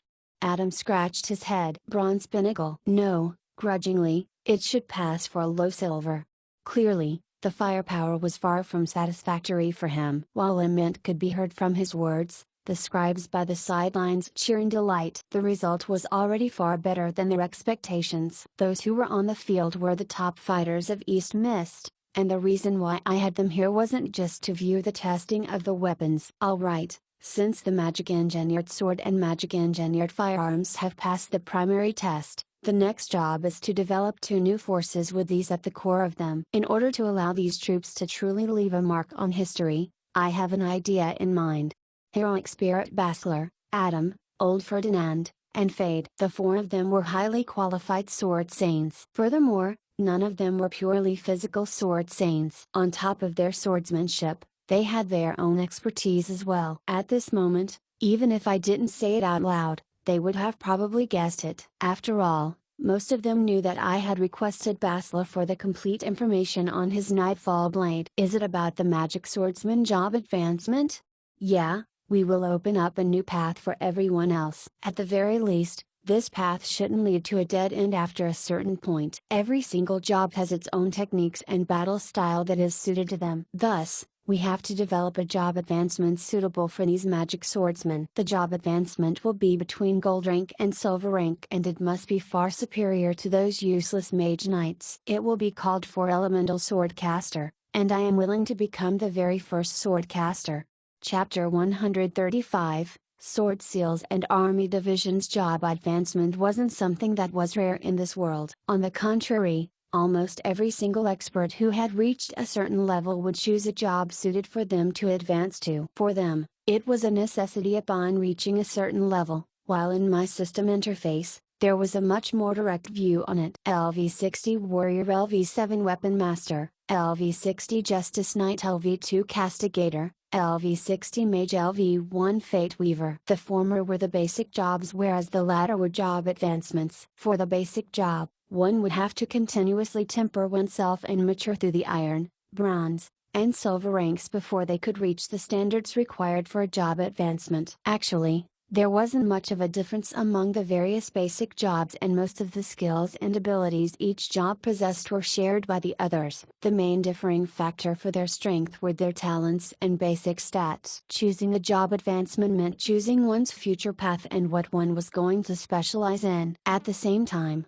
it meant giving up on the other countless possibilities. Even so, specialization significantly boosted one's strength and legend rank. Some of them were able to use the single specialization of theirs to crush everything else. For example, A certain more and more Beifeng individual whose name must not be spoken of had the basic job of a ranger. After which, he advanced to become a beastmaster, which was to say, he had given up on his previous ranger skills, his archery, survival, trap setting, tracking, dual wielding, and numerous other common ranger skills, and instead, chose to specialize in controlling and taming wild beasts. When he had reached legend rank and forged that bizarre guardian of universal love soul imprint, his skills in taming beasts and proficiency in controlling them were raised to his limits. It was said that during that battle in the ocean back then, he managed to cause a momentary hesitation with the sea monster. If not for the relentless cannon bombardments, he might have even successfully tamed it. It was unthinkable for a legend rank to induce such an obvious effect on a sea monster that was at minimum myth rank. If he had really managed to tame a sea monster as his pet, his fighting prowess would be raised by a few hundredfold in an instant. This clearly showed the massive benefits specialization could bring to an expert. What? This fellow had been overpowered from the very start,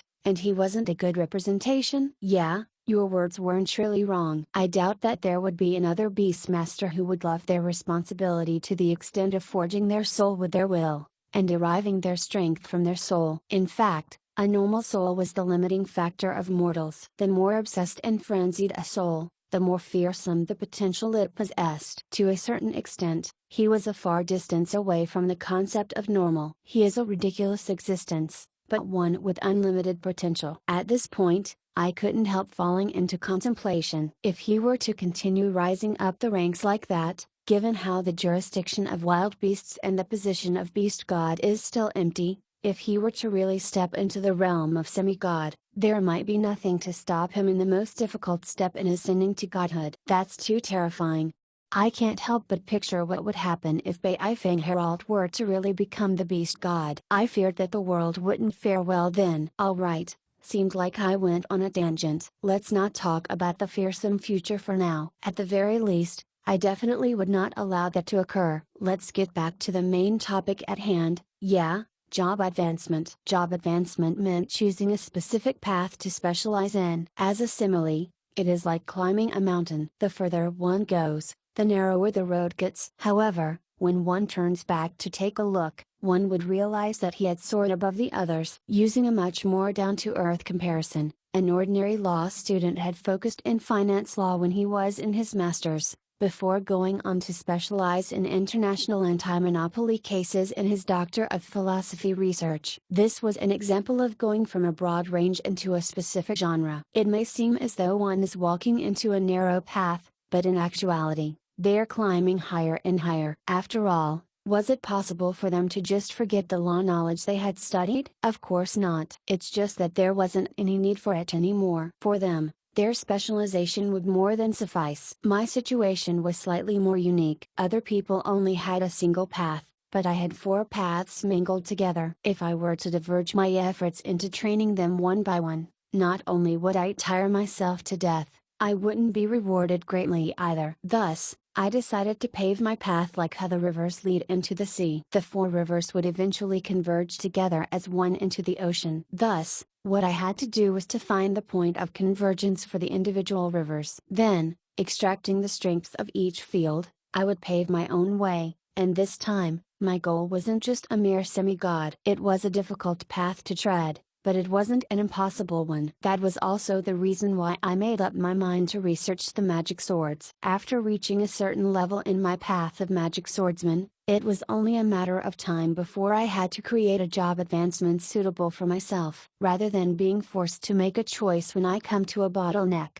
I might as well plan ahead of myself. As for the reason why I chose to create a new job advancement rather than to utilize an existing job advancement for magic swordsman was because, although creating one's own path was difficult, it was bound to be the most suited for oneself. On the other hand, one might progress quickly upon walking the path of another, but it would be difficult to surpass the strength of the creator. Of course, from a certain viewpoint, it was a luxurious difficulty. Given the short lifespan of ordinary humans, It was sufficient as long as they could rise up the ranks fast enough. Such a difficulty was normally the privilege of the elves and the other races blessed with longevity. The appearance of experts whom even true gods feared after magic machinery research reached its advanced stage proved the unlimited potential in this path. Star Shatterer, tonight, please remain with me. I will knock down the brightest North Star for you. A single-person fleet, billions of cannon towers, billions of radiance. My final goal is the Milky Way. The undefeatable passionate fool, my ship-slaying blade is capable of cutting through everything. Using cannon bombardments to make friends, the super-S mobile calamity, that. Please believe me. I only wanted to make friends with you. I didn't intentionally destroy your city. The Führer of the Jedi Order, how infuriating, all that hinder my path are trash. TL, in China, Hitler is labeled as the mustache for his mustache. At this moment, when the light of the new generation was presenting itself before me, giving me an opportunity to leave the era, if I still failed to grasp it, I would truly be foolish. Of course, the other sword saints were unable to see that far ahead. However, as long as they trust me and support me, that would be more than enough. Under the efforts of the craftsman, the sacred sword pale just as had been modified. There was an additional aperture at the hilt of the sword to insert attribute magic cores, while the entire sword was in Olivia's magic box that had a complete magic circulation system. Sword seal of the Vermilion Bird. A red-colored attribute core had been inserted within and the complete magic box immediately activated. Under my control, an apparition of a crimson-red divine bird appeared on top of the seal and scarlet magic flames enveloped the sword, extending beyond the tip of the sword for several centimeters. Every single slash was reminiscent of a shooting star severing the skyline, the radiance of the flames leaving a trail behind it while the fire sparks fell from it, creating an extraordinarily beautiful sight reminiscent of the Milky Way. Furthermore, every single target thrown at me, upon getting struck by me, would swiftly incinerate. At the same time, the enchantment on the sword would be consumed and the apparition of the Vermilion Bird gradually darkened. After dozens of blows, the sword seal finally vanished altogether. Along with a caca sound, the empty attribute core flew out. 49 attacks. That was better than I expected. Is it possible for it to be improved? There is a limit to the maximum capacity of portable energy sources. Unless we expand the magic box and the attribute core, which means that the size of the weapon will be increased, it will be difficult. However, if we were to do so, the value of it would be lowered. Anyway, in a practical battle, that much is enough. At most, one just has to bring more attribute cores to switch it out. Let's go on into the second segment. The attribute core was an extremely miniaturized version of Olivia's magic box, portable energy source, with a specific attribute to it. On the other hand, the larger magic box that it was slotted into was an attribute-less energy source. When the attribute core was activated, the entire energy source would be converted into the corresponding element. When the energy source had consumed entirely, most of the time, the attribute core would be expended while the attribute-less energy source still have remaining energy. It was possible to use the attribute-less energy core to charge it up. Allowing the magic boxes to maintain the sword seals by themselves let the wielder focus on using the weapons, thereby preventing the suicidal action of diverting one's attention onto multiple actions. The researchers by the side burst into commotion, while the sword saints and craftsmen were looking over interestedly. From the very beginning, most of them grudgingly chose to help out either in deference to me or for the wages. However, upon seeing the technology take shape and gradually proving the worth of its existence through facts, the endless wonders of the new object started to pique their interest. Sword seal of the Black Tortoise. Just like before, a snake tortoise sword apparition was activated and a pale white frost started to diffuse. I raised my sword, and facing the target 10 meters away, I swung the sword with great force. Sword seal burst mode. Accompanied with a furious howl was the apparition of the snake tortoise flickering, and a snow-white arc was released along with the swing of the sword. The speed of the snow-white arc wasn't exceptionally fast, and cold air diffused from it during its trajectory, causing ice crystals to form along its trail. It was an incredibly beautiful sight. Caca. Cha. The target was immediately sliced into two before freezing and shattering upon contact with the floor. When the sword seal was activated, its default form was an enchantment on the sword, making it suitable for physical battles. On the other hand, this sword seal burst mode refers to using the remaining mana left in the energy source for a single long-range burst attack. Currently, there were only these two offensive models, and the 4 sword seals that corresponded to the 4 classical elements, under my suggestion, had been named after the divine beasts which never appeared in this world. Of course, due to this inconceivable persistence in the eyes of the others, I suffered much criticism, especially from the goblins, who surrounded me to complain resentfully in an attempt to gain the rights to name it. I would be able to understand it if the fire phoenix was the divine beast of the fire element, but why did you have to name it the fire element's sparrow, the vermilion bird in the view of the goblins? This is obviously a low-level magic beast. That black tortoise is even more inconceivable. I have never heard of a magic beast who is a tortoise on one side and snake on the other. As for the azure dragon, it probably refers to green dragons. Their talents obviously consist mainly of manipulating the plants in the forest. Alright, since it is able to fly, I can barely accept its relation to the wind element, but white tigers are only a rare mutation breed. Even if its skin is beautiful, as an earth element divine beast. To tell the truth, we have always thought that ruby sword seal, gold sword seal and jade sword seal sounded nicer. Please respect our opinion. As the craftsman, we also have the rights to its name. Facing all kinds of opinions, a single reply of mine settled all of the disputes. I am the sponsor. Alright, this was one of the aspects I loved about the goblins. Anyone who had money was the boss. The moment I said those words, every single complaint disappeared. This was also the only explanation I could offer them. After all, am I to explain to those of a foreign world that the divine beast of the north, black tortoise, has a water attribute, and the ice attribute was an extension of the water attribute, while the divine beast of the west, white tiger, is of metal attribute, so it had to make do with the earth element? As for the azure, there was no wood element in the 4 classical elements, so I could only correspond it to the wind element. The reason why it was named 4-element swordcaster was because there were only 4 main sword seals, modeled after the 4 classical elements created. The fire attribute is called the vermilion bird seal, the wind attribute is called the azure dragon seal, the water, ice, element is called the black tortoise seal, while the earth, metal, attribute is called the white tiger seal. Of course, these were only the commonplace basic sword seals. There were still a bunch of additional ones. For example, I possess ice mana. If I were to use the black tortoise seal, I could refill the energy of the attribute LS energy core directly. As long as I were to swap the cores quick enough, there were no restrictions on my ability to conduct prolonged battles. Also, I had privately created some sword seals that were unsuitable to be released to the public. Pride sword seal, a holy light, who gave you the authority to dictate what justice is, and to incriminate others through your own justice. Wrath sword seal, anger against villains and injustice is the propelling force of the law. However, excessive justice will only harm you and others. Calmness is of necessity. Never allow wrath to cloud your rational thinking.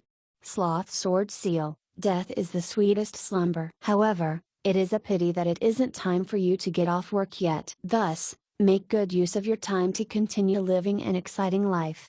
These 3 sword seals were created in correspondence with my other 3 powers, Holy Light, Law, and Death. I was using Olivia's magic box and the job advancement to sort out my chaotic and diverse energy systems, so that I could make these rivers converge together into a single ocean, creating an even more powerful fighting prowess. Of course, these 3 energy systems weren't suitable for public release. The current 4 sword seals were more than enough for those rookies to study. In the midst of the development of the sword seal, I had some epiphanies. The future road of development for this job should be to develop a certain systematic combination of sword seals, to create and grasp new and higher leveled sword seals, or to seek more and better ways to exploit greater use out of them. For example, the Azure Dragon Sword Seal could be used to create a hurricane to propel or negate arrows, while the Pride Sword Seal could be used to disperse undead. I could already foresee these magic warriors gathering as one and turning the tides of a battle. As for the magic gunner that was disclosed along with the 4-element sword caster, in actuality, It was only turning the sword seal burst mode into a model suited for common use, turning the sword seal enchantment into a last resort when the enemy happened to close in on them. If some conspicuous difference had to be pointed out about them from the four-element sword caster, it was that most of the weapons they chose were bows, rifles, and staves. Of course, the strength of an individual was limited. Thus, without any hesitation, I decided to dump this responsibility on others so as to pull in the wisdom of others. Fendrick and Laney, didn't you two complain about being unable to form your own division? I will leave these original prototypes with you all. Fendrick will be responsible for training the four-element swordcaster, whereas I will entrust the magic gunners to Laney. Periodically, we will try out different variations and new battle styles. Together, we shall perfect this job. When Fendrick and Laney delightedly accepted the posting, I jolted abruptly. The familiar sound of system notice rang out in my ear once more. Ding! Congratulations on triggering the unranked quest, at minimum epic class. My struggle quest objective, to the greatest extent of your ability, perfect the abilities and techniques of the four-element swordcaster. Also, open up its job advancement, construct an army, and turn this brand new job into the new favored one of the era. Quest rewards, it will be decided based on the level of completion of the quest. There will be no upper cap to the rewards. If you are able to uncover the potential of this job up to semi-god rank, then the rewards will be semi-god tier as well. Notice, as this is a long-term quest, the rewards will be released irregularly. Quest failure penalty, none. However, this is your own path. The moment you fail, your road to the summit also comes to an end. Without any strength, you are unable to challenge those experts. As a result, your goals also become illusions. This is already the harshest penalty. System notice, under your diligence, a brand new fighting class walks on the stage of history as well. The development of the magic machinery research had been brought forward by 15 years, and the strings of fate that lead to the end of the world have already been tangled up. All prophecies are destined to be unfulfilled. Well done. Please continue to overturn everything. Only through this can your insane goals be realized one day. Also, the massive amount of fate points you will gain as a result will allow you to stand up against any opponent, even if the enemy is the legendary goddess of creation. What else can prove that I am treading on the correct path than this rarely serious system notice? Thus, I smiled gleefully. Fendrick and Laney, I will be depending on you too. Right. The name of the new division isn't fixed yet, so why don't we call it? Please don't. Your naming abilities had too much of an impact on the morale of the troops. Even now, Lord Bastion still rages out instantaneously at anyone who dares to call him by that nickname, growing into a small mountain in an instant. Your Highness, it is better to leave such a minor matter to us. The name of Olivia's vibrating egg has already gotten out, and, initially, she was happily going around bringing up this name you came up for her. That is until Tracy's adult toy shop opened. The depressed Olivia holed up in her dwelling for 10 days straight, and everyone is still trying to console her. Your naming abilities are way too formidable. What if we fail to recruit a single person after you named the division? Indeed, if not for the name of our division being changed from Night Watchdogs to Red Hunting Hounds, everyone would probably be embarrassed to be walking around. It was all thanks to Lord Bastian going all out to veto the name. Cough. Roland, I think you better give up on it. The names of the four sword seals may be slightly bizarre, but they are barely acceptable, so my impression of you just improved by a little. Everyone knows that your naming abilities are still stuck at the level of an elementary grader. If another Xiao Hong, Xiao Bei, Xiao Gu were to pop up, everyone's impression of you, which had just barely risen slightly after so much effort, would go down into the gutters once more. You must reconsider your decision. Alright, the few knights who had been following me all along became agitated. Even Adam jumped out to join in the commotion. However, why do I feel some traces of gleefulness from his heartrending expression? Looking at the agitated crowd who were trying their best to persuade me otherwise, I swallowed back the name that was on the tip of my mouth helplessly, and grudgingly muttered silently. Twin-headed Chihuahua Division is obviously such a great name. Not only does it fit the concept of the division, it also sounds cute as well. Or, since the first prototype of the magic engineered weapon is a silver sacred sword, why don't we call it Silver Sword Division? Looking over, although everyone had clearly heard my silent mutter, everyone was busy doing their own things, pretending not to have heard my words. But when I walked out the door, the cheers of victory that sounded from my back made me harden my resolution. Later, I will go to the military barracks to register the name of the division. I choose you, Super Silver Sword Division. Chapter 136, Return and Reunion. Fresh fruits and vegetables for sale at a cheap price. Hey, you over there, the one who looks strong. Our engineering team is facing a lack of manpower. We provide food, lodging and favorable treatment. Are you interested? Here, bread fresh out of the oven. Buy one get one free. Knights get a 50% discount. Do you want one? Alright, it will be 2 bronze coins. Tom, your entire family has returned. Great, it is enough that you all have returned. This time, do you all intend to stay permanently? Strolling about East Mist City, I looked around at the busy crowds, the traffic flowing to and fro, and all kinds of construction grounds. Somehow, a smile crept onto my mouth, one that came from the depths of my heart. Rome wasn't built in a single day. Even with great funds pumped in without concerns for the potential returns, the rebuilding works of the city were still stuck at the phase of clearing up and renovating the older district. The resources we had obtained also only improved the living standards of the civilians slightly, and the difference in the overall standard of living wasn't apparent. What made me smile happily was the faces of the citizens who were gradually becoming increasingly spirited and expectant. The journey north towards the East Mist communal country had shown me much tragedy and suffering, and my mood gradually worsened. When humans met with tragedies, they would often carry bitterness on their faces. Even more so, their eyes would reflect heartrending numbness and confusion. I understood that when someone had no expectation for the future, when he believed that the future would only become more and more bleak as time goes by, no matter how mentally resilient the person is,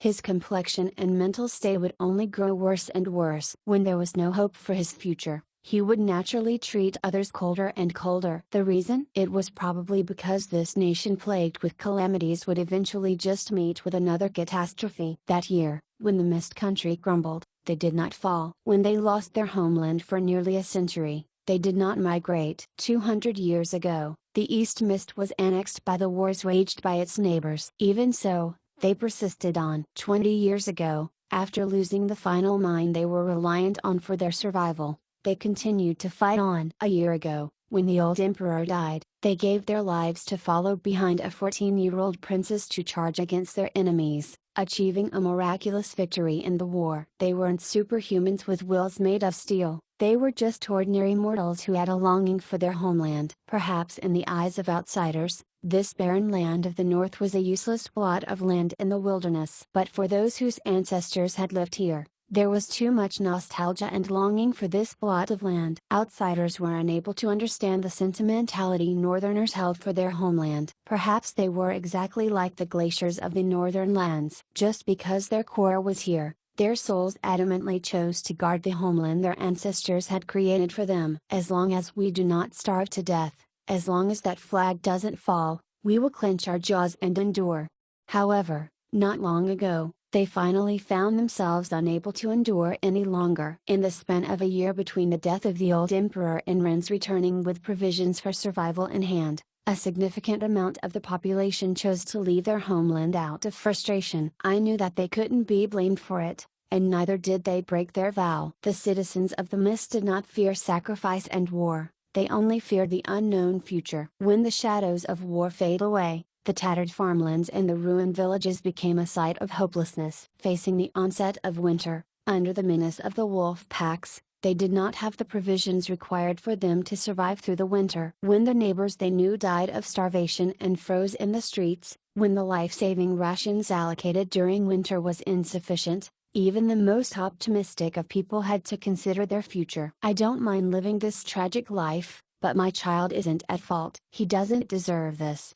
No one could stand idly and watch as their children starved to death before them. No one could chastise the Mist citizens who left. Even if they knew that this would be a one-way trip, and that they would likely die in the midst of the dangerous journey, they could only leave their homeland reluctantly. However, what was even more ironic and cruel about their departure was that it allowed more rations to be allocated to each individual. thus saving more people. Compared to the previous few years, the amount of people who died in last year's winter was the least. No one could be blamed for this cruel reality. If someone had to take the blame, then one could only blame the Mist royalty who had failed in their duties for protect their people. If one had to go even further, it could probably be traced back to my generation, the generation which created many potential enemies for the country. Thus, despite knowing that all land was up to no good, as the descendant of the Mist, Ren, who had yet conducted an official coronation ceremony, gritted her teeth and journeyed there. After all,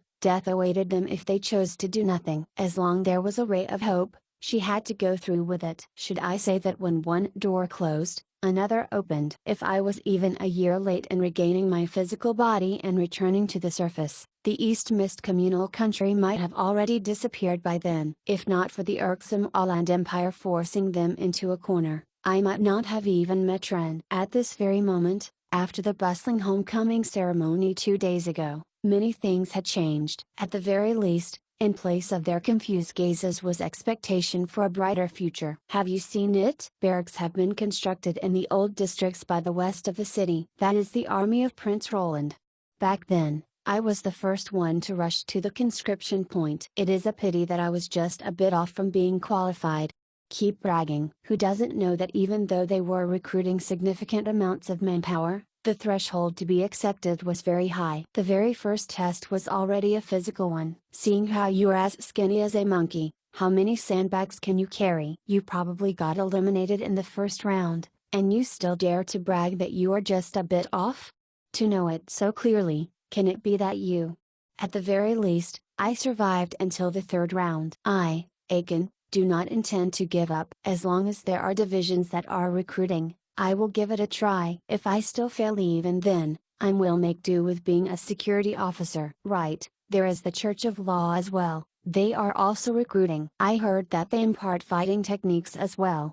Despite being eliminated, the bulky man, Aiken, had a face full of pride and honor. The surrounding crowd was also gasping in surprise, as though they were looking at an amazing expert. When a country is weak, the safety of its people are threatened. The citizens of a weak country are looked down upon. No one knew this logic better than the citizens of East Mist, which had been ravaged time and time again. Even after establishing the Church of Law as its national religion and, from a certain perspective, becoming a permanently neutral country, it was clear to see that East Mist was still in a dangerous situation. The beastmen of the north could launch an invasion southwards at any moment, and the neighboring countries were eyeing East Mist with greed. Even if one did assault the other countries, there was no guarantee that the other countries would do the same. In this world where the strong preyed on the weak, one had to possess formidable strength in order to become truly neutral. Thus, the establishment of every single army division became a reason for the citizens to rejoice. After all, this meant that their country's ability to defend itself was growing stronger and stronger. At the same time, this new army also provided the younger population an opportunity to develop themselves. Avalanche Guardian, Swift-Wind Knight, one after another, these legendary jobs popped out from history. Their legends were attracting every single one of the youngsters, and they craved to create history with their own hands, just like their ancestors did. In the past, citizens were also enthusiastic to join the army, but that was only to make a living. However, right now, they were building a future for themselves while defending their country. The motivation of the citizens between the two scenarios were incomparable with one another. Furthermore, the fact that the citizens felt pride in joining the military was representative of their faith in the country. This was also symbolic of the faith they had in me, the legendary Holy Knight Prince Roland. However, this wasn't the happiest and most remarkable news yet. Thinking about it, it had to be the migrants from the East Mist returning back to their homeland. After the news that the legendary Prince Roland had returned with his vanished army and liveliness was returning back to their homeland,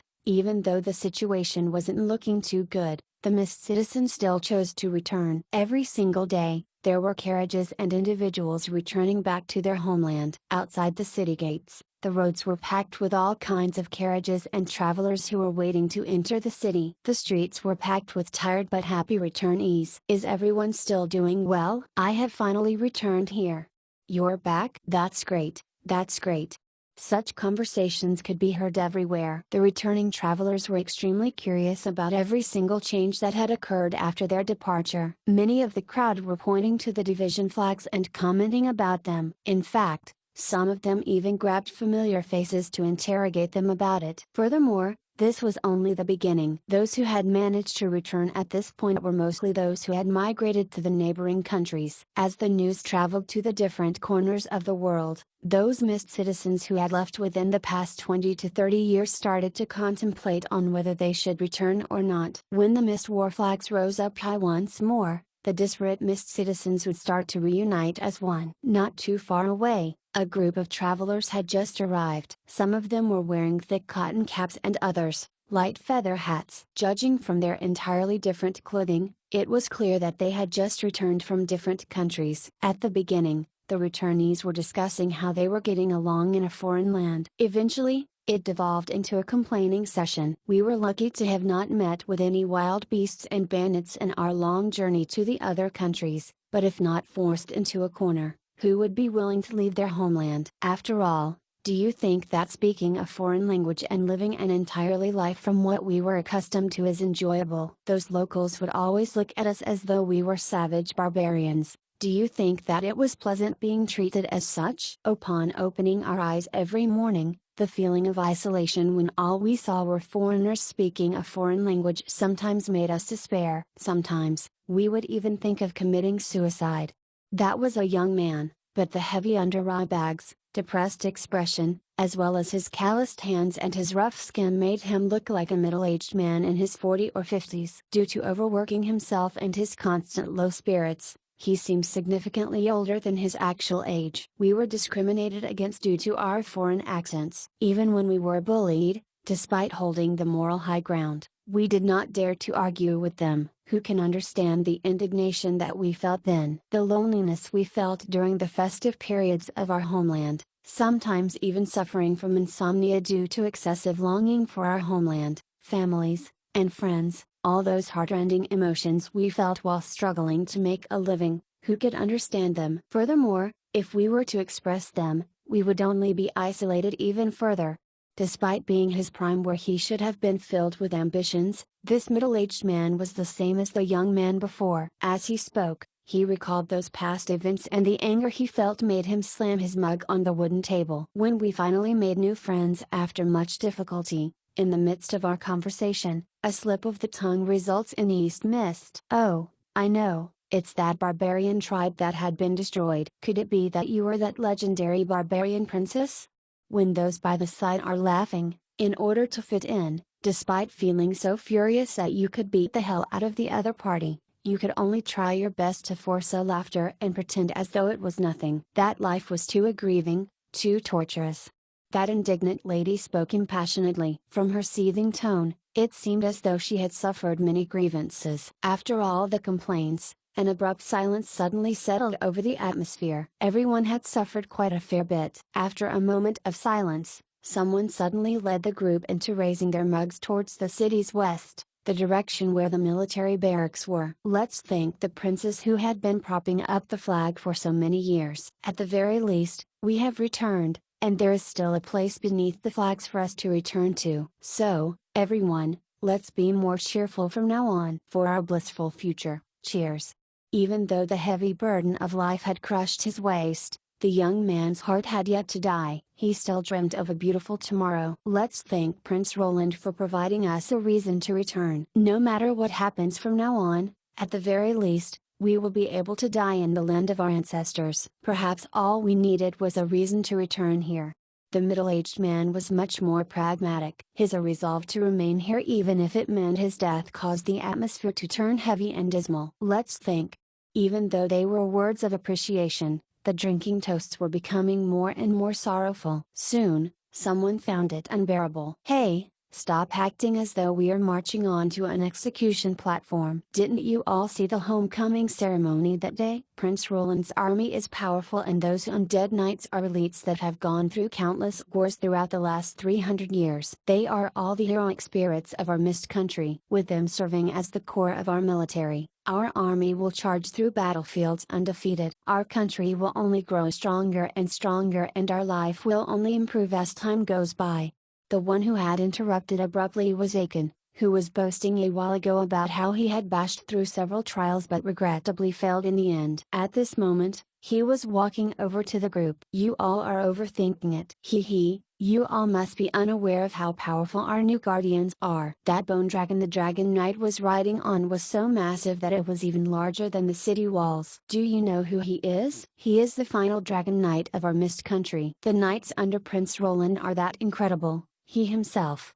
Aiken began boasting about the scenes he had seen during the homecoming ceremony, speaking of it even more gleefully than his own glory. All kinds of rumors were mixed in with the truth in his words, and all kinds of legends came bursting out of his mouth. In a moment's time, I became a 2.8-meter wide, 9-headed, fire-breathing, winged, semi-god monster from their gossiping. From the very start, the returning travelers were curious about the things that happened on that day. Even though it was clear that Aiken's words were exaggerated and filled with nonsense, they were absorbed into his story. Under the ceaseless questions by the audience, Aiken became more and more impassioned in his story. When he went overboard with his story, some of the onlookers would interrupt and correct him. With a word here and there, the atmosphere in the tavern heated up. "Say, this is a hard-to-come-by opportunity. So many ace knights are building their own divisions, and they are intending to personally train the soldiers. You can't imagine the sight of all of the nobles of the country being present for the tests." Even so,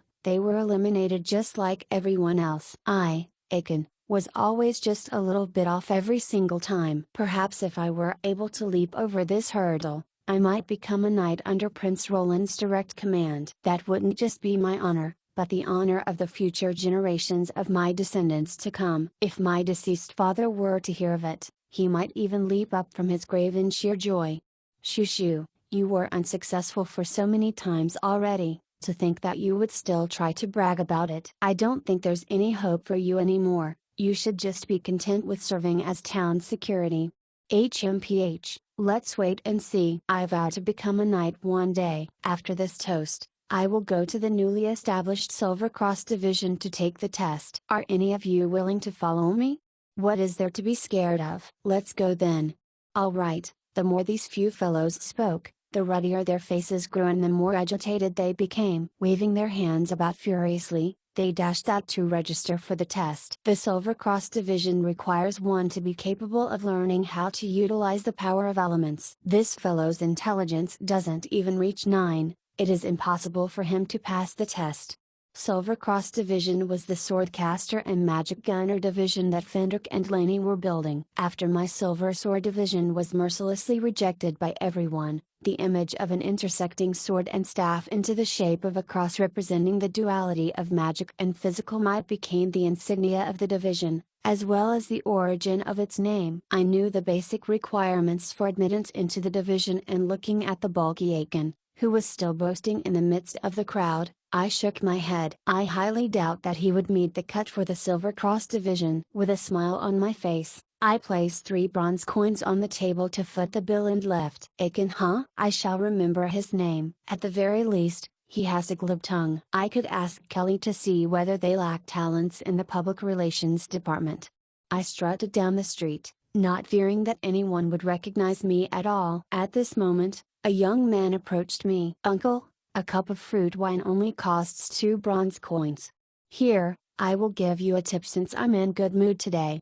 Yes, that teenager called me uncle. That's because my current outer appearance was that of a middle-aged uncle. The time distortion ring which changed one's outer appearance in correspondence to the age it is said it served as an excellent disguise. After changing my age and donning a wig and fake mustache, I didn't believe that there would be a single person who would associate this shaggy bearded middle-aged knight with Prince Roland. I was happy. With such cute mist citizens before me, how could I not be happy? I strolled calmly along the streets. Even though investigating the plight of the citizens wasn't my duty, Looking at the country slowly progressing towards prosperity and the optimistic and spirited expression on the face of the citizens gave me confidence. The living standards were still harsh and it was highly possible that we would face war in the future. However, as long as our citizens believed that there was hope in the future, the country would take a turn for the better. As long as they could face their harsh lives with a smile, as long as they placed their trust in me, I had the confidence to pull them out of the mud they were in. Yes, I am conducting an incognito inspection. I am not doing this to escape those endless documents. Damn it. By having me look through all of the army logistics and the crops that will be planted for next year, do they intend to tire me to death?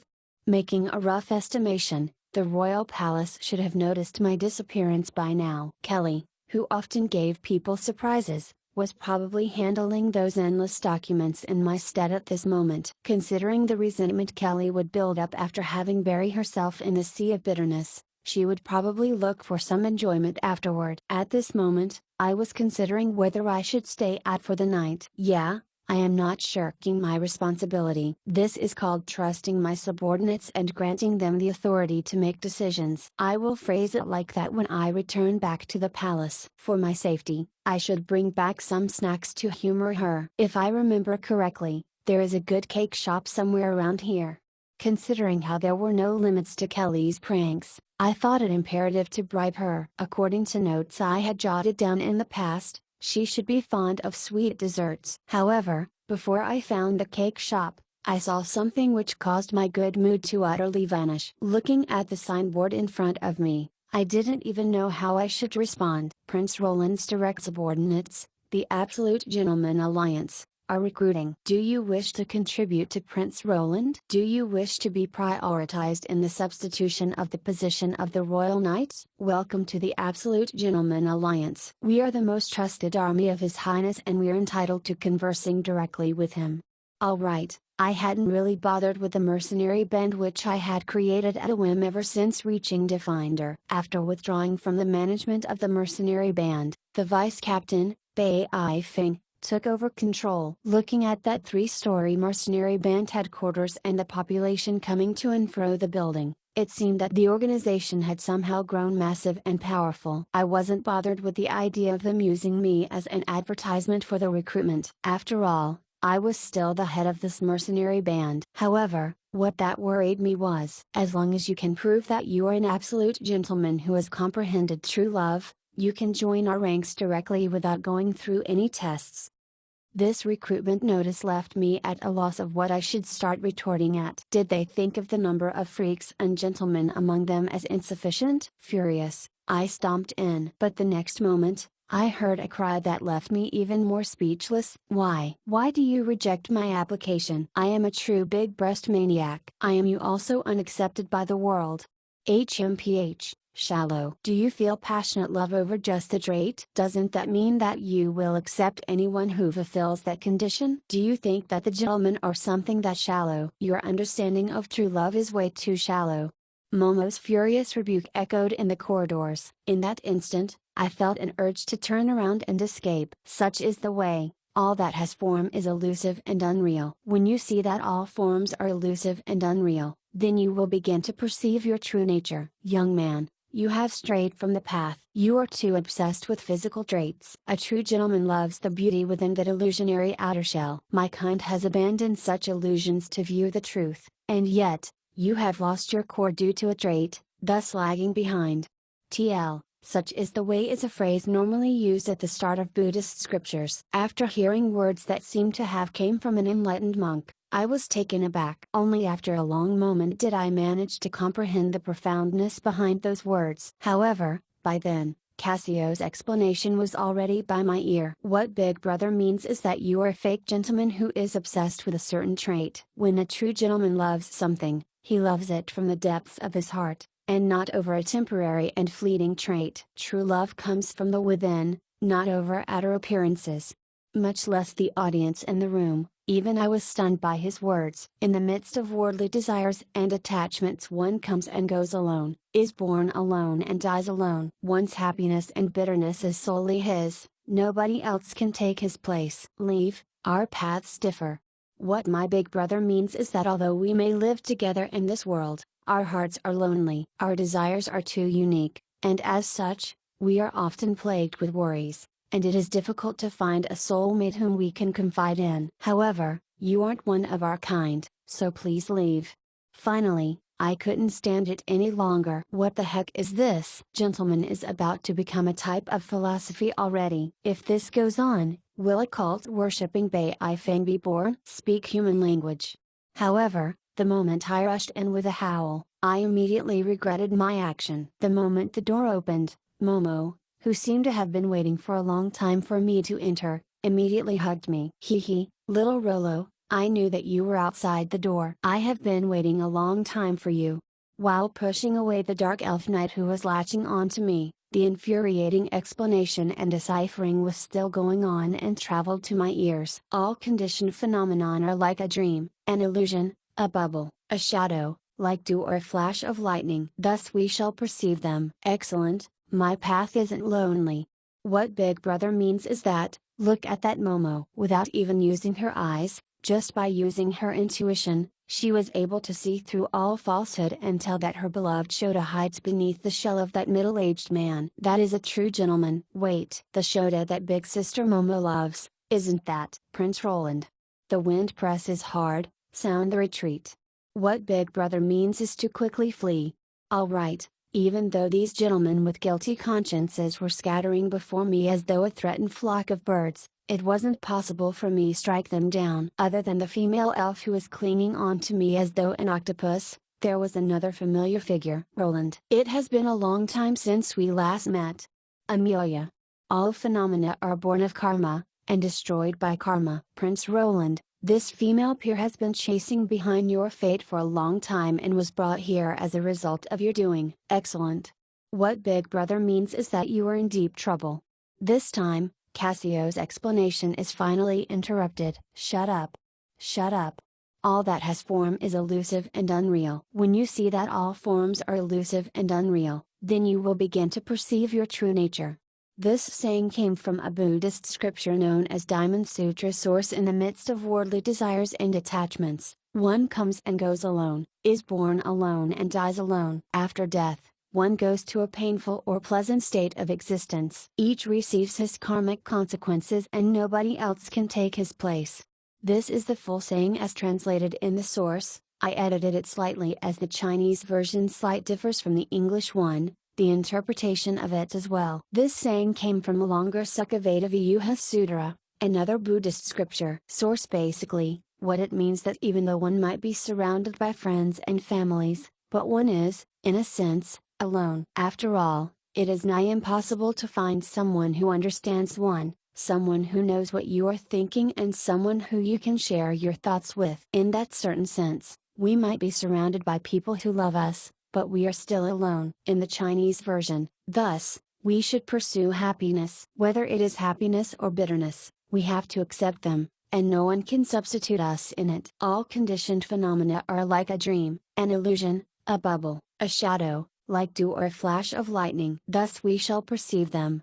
This saying came from a Buddhist scripture known as Diamond Sutra source. All phenomena are born of karma, and destroyed by karma. I gave up finding it and translated this by myself. Buddhist scripture from Pratityasamutpada chapter 137, share an autonomous region. Even though the earth had yet to freeze, the wind blowing through the northern lands had already turned frigid. Based on how things were in the previous years, within 2 months, the first wave of snow would descend onto the world. The 7 months of winter would become the greatest challenge of all life forms residing in the north. Those who manage to adapt will survive, the strong survive while the weak are eliminated. Nothing was more suited to serve as the cold-blooded and merciless examiner than the harsh natural world. In the northern lands, the short period before the end of autumn wasn't an optimal period for one to travel around. After all, one might very well end up getting trapped on dangerous terrain when the first wave of snow sets. However, I did not have the privilege to be picky. When the warm spring sets in and the flowers blossom next year, the great army of the beastmen will most likely travel southward. By then, it would no longer be possible for me to make this trip. The urgent thing to do now was to make use of the meager remaining time we had to achieve more so as to earn more chips to protect ourselves. The autonomous region of the hybrids? That is truly a demeaning past. However, this seems to be the only way out for us.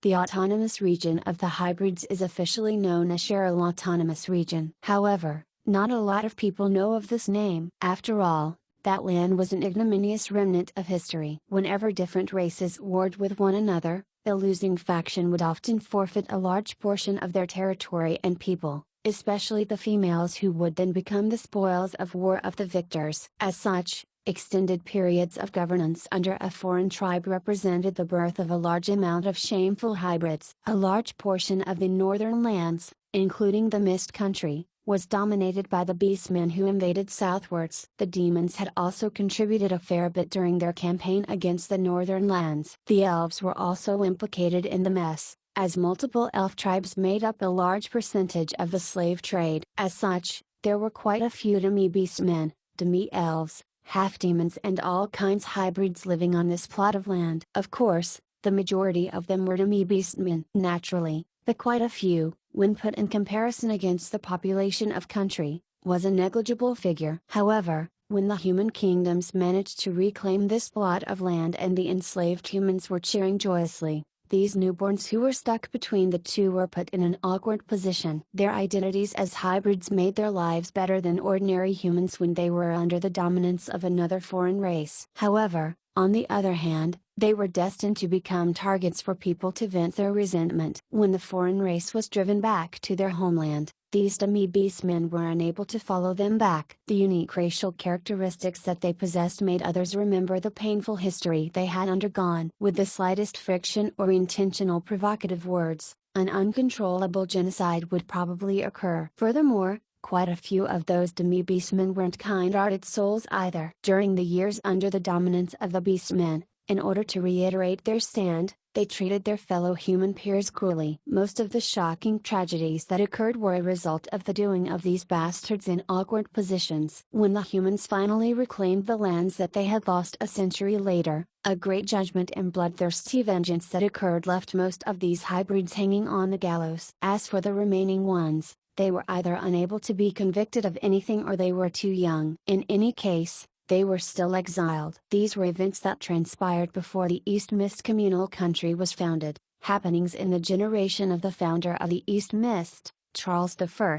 In that era where one could be executed for the slightest association with the beastmen, the only hybrids who were able to survive the unjust trials of vengeance were powerless children and women. Even those demi-beastmen who were known for being friendly towards humans were only allowed to bring more personal possessions with them in their exile. In that era where the desire to exact vengeance had clouded the minds of the population, no one dared to speak up for those beast folk. Otherwise, if someone were to accuse them of being a spy for the beastmen, wouldn't they die indignantly? In that frenzied era, not a single country was willing to accept those hybrids. On the other hand, the borders to the Beastmen Highlands were sealed. The few who successfully trespassed over didn't end up well either. Most of them became tools of frustration for the Beastmen who had lost the reclamation battle. As for the supposed exile, to the powerless demi-beastmen then, it was no different from a death penalty. It was just that they chose not to personally execute them and,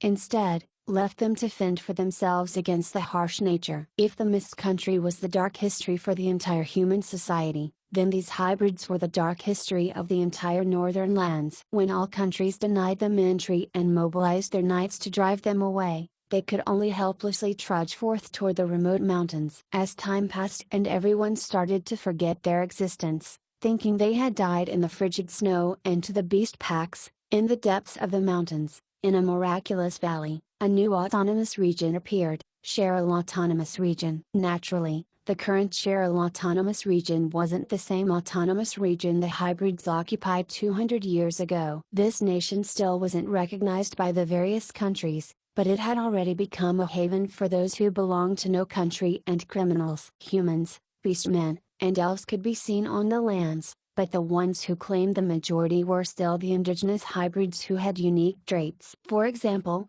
The young warrior standing outside the carriage had cat ears and sharp claws belonging to that of the feline beastman. However, he was dragging along the long tail of the lizard, not to mention that he had a lower body similar to that of the centaurs. It was clear that he was the product of interracial mating. The ranger in the shadows had beautiful white feathers, seemingly possessing the blood of a certain species of avian beastman. However, the human hands he had on his left and the long lizard-scaled arm on his right were in disharmony with one another. "This is heaven."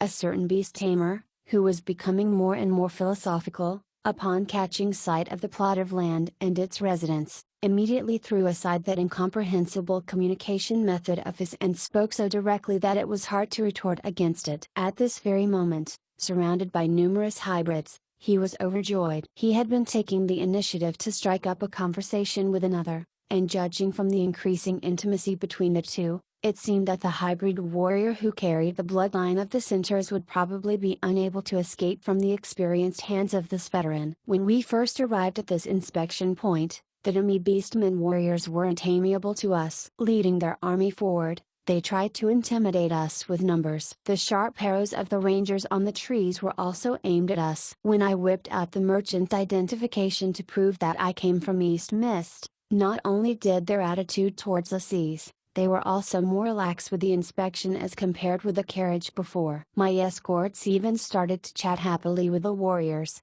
which gave a certain male an opportunity to make his move. The relationship between East Mist and Cheryl Autonomous Region is not bad?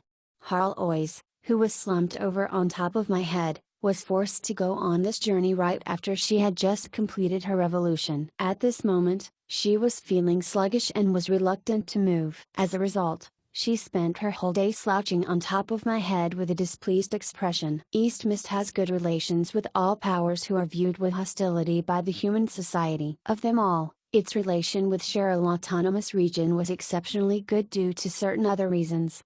That was a dark history that had surfaced along with the passing of time. When the hybrids coincidentally found a suitable valley for living amidst the mountains, the Cheryl Autonomous Region was born. Lacking clothes and food, they led a tough life. Thus, the first king of East Mist, Charles I, felt guilty and secretly aided them. Initially, I only intended to help those innocent exiles and the descendants of the Mist. However, as their state was simply too unbearable, I went the extra mile. Alright, most importantly of all, if you only provide the descendants of the Mist with food and clothes, it would be stolen away the moment you turn your head. It would be equivalent to bringing them harm. Thus, I could only help them all. It was fortunate that we were still wealthy then.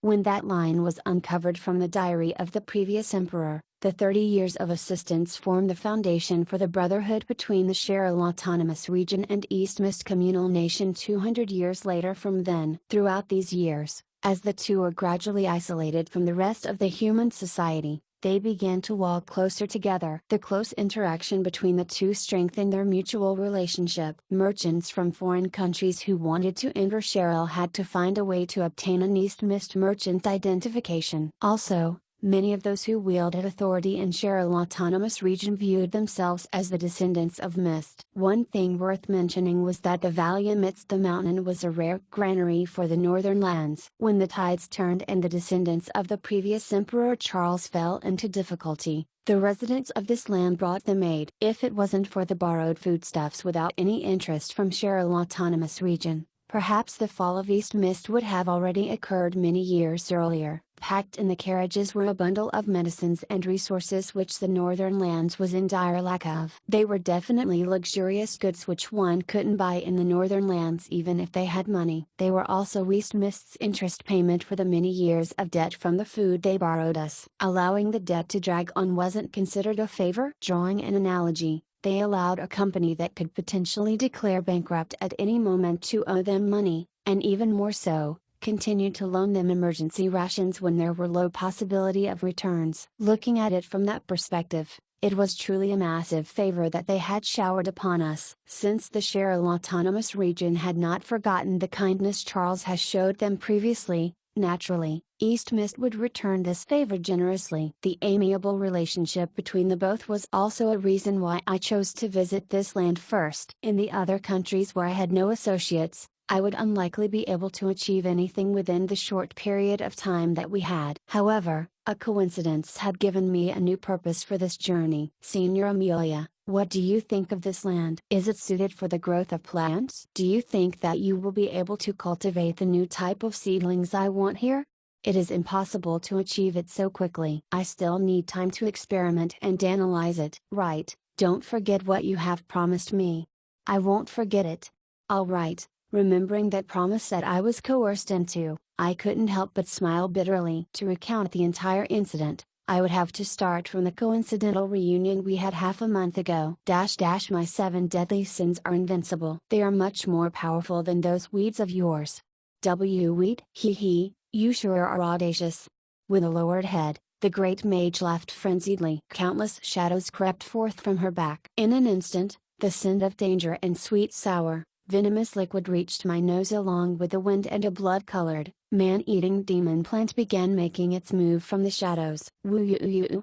Seemingly sensing the rage of its creator, a certain life form seemed to be weeping silently. Giant vines grew from the shadows and chainsaw-like mouths started appearing on the green leaves on it. Even though the man-eating plant's saliva was already dripping right before me, and the venomous thorn on its thick vines were about to wrap around me, I still remained motionless, as though completely oblivious to its presence. Even though she was the one who had committed the greatest amount of murders among those I knew of, and she wasn't restrained by morals or those things, if she were to make a move now, she would be admitting defeat. Those of the same trade were often nemesis of one another. When academics met, especially when academics whose fields of research overlapped with one another but their views differed greatly from one another met, they usually started off by greeting the other with sarcasm before proceeding to bellow at one another and eventually concluding with bricks being thrown. However, if an academic were to achieve victory through murder, that would instead mean that he was unable to surpass the research of the other and could only resort to such methods to eliminate his competitor. Perhaps, this would mean a complete loss instead. As expected, the great mage Amelia, who was prepared to get rid of me upon our meeting, eventually suppressed her rage amid my sarcasm and pulled back those dangerous man-eating plants to bring the battle back to an academic one. HMPH, 7 deadly sins? You haven't successfully put them together yet, right? Pride, whose seal was just released, gluttony and wrath, there are only 3 of them. Recently, I have made greed and envy. I am just off by 2 now. What about you? Are your 7 heavenly virtues complete yet? Don't tell me that you are still stuck with temperance and diligence as you were a century ago? I have also created humility to deal with your pride. Yeah? Interesting, but talk is empty. Bring it out for me to take a look. After which, Amelia fell into an odd silence. Based on my understanding of her, she wasn't the type of person to resort to lying. Most probably, she truly had some other reasons for being unable to take it out now. If it wasn't for that darn atom destroying my darling. Alright, upon hearing those words, I was stunned for a moment before subconsciously wiping away the beads of sweat on my forehead. I couldn't help but be glad for being able to escape a calamity. However, the next moment, my rage billowed. If the toy of the other party was still intact, she would probably immediately whip it out to flaunt it in front of me. Given my current strength, I would probably be slaughtered in an instant. However, I had no intention of thanking Adam, because I had already understood the other meaning in her words. Great, you darned Adam. I was wondering who it was who leaked the news of my existence, prompting the shut-in who bothers not with worldly affairs to choose to go on a journey to hunt me down. I finally understand that bizarre expression you had on your face these last few days. You were intentionally keeping the fact from me, so that you could laugh at my misfortune then, is it? However, this wasn't the time for my thoughts to stray. Making use of the temporary lapse of weakness in the opponent, I whipped out a trump card. Did you still remember our teacher, Harlois? Right now, she is my greed. Hey, you darn cat, wake up. I need you to save my life. After consuming the dark god's breath of death, Harlois had been in a slumber, as though she was conserving her energy for a breakthrough. However, I urgently needed her presence to save me at this instant. Teacher Harlois? Isn't she a banshee? When I whipped out that darned cat, there was no longer any need for me to say anything else. That slime monster who was taking on the form of an alien cat was more convincing than anything else. Thus, When Amelia's attention was focused on analyzing that darn sleeping cat, I finally had an opportunity to ask the others about the happenings that had transpired in my absence and why this fellow was here. Allow me to explain. Yesterday, right after we put up that signboard, this lady came and claimed to be your acquaintance. She said that she wanted to give you a surprise and wanted us to invite you over. However, my big brother sensed that even though she is our kind, she is your enemy, and thus, we had been dragging the matter out. Throughout this period, this lady had shut herself in her room, as though she was busy researching something. As time went by, we soon forgot to ask her about it. That is, until you came knocking today.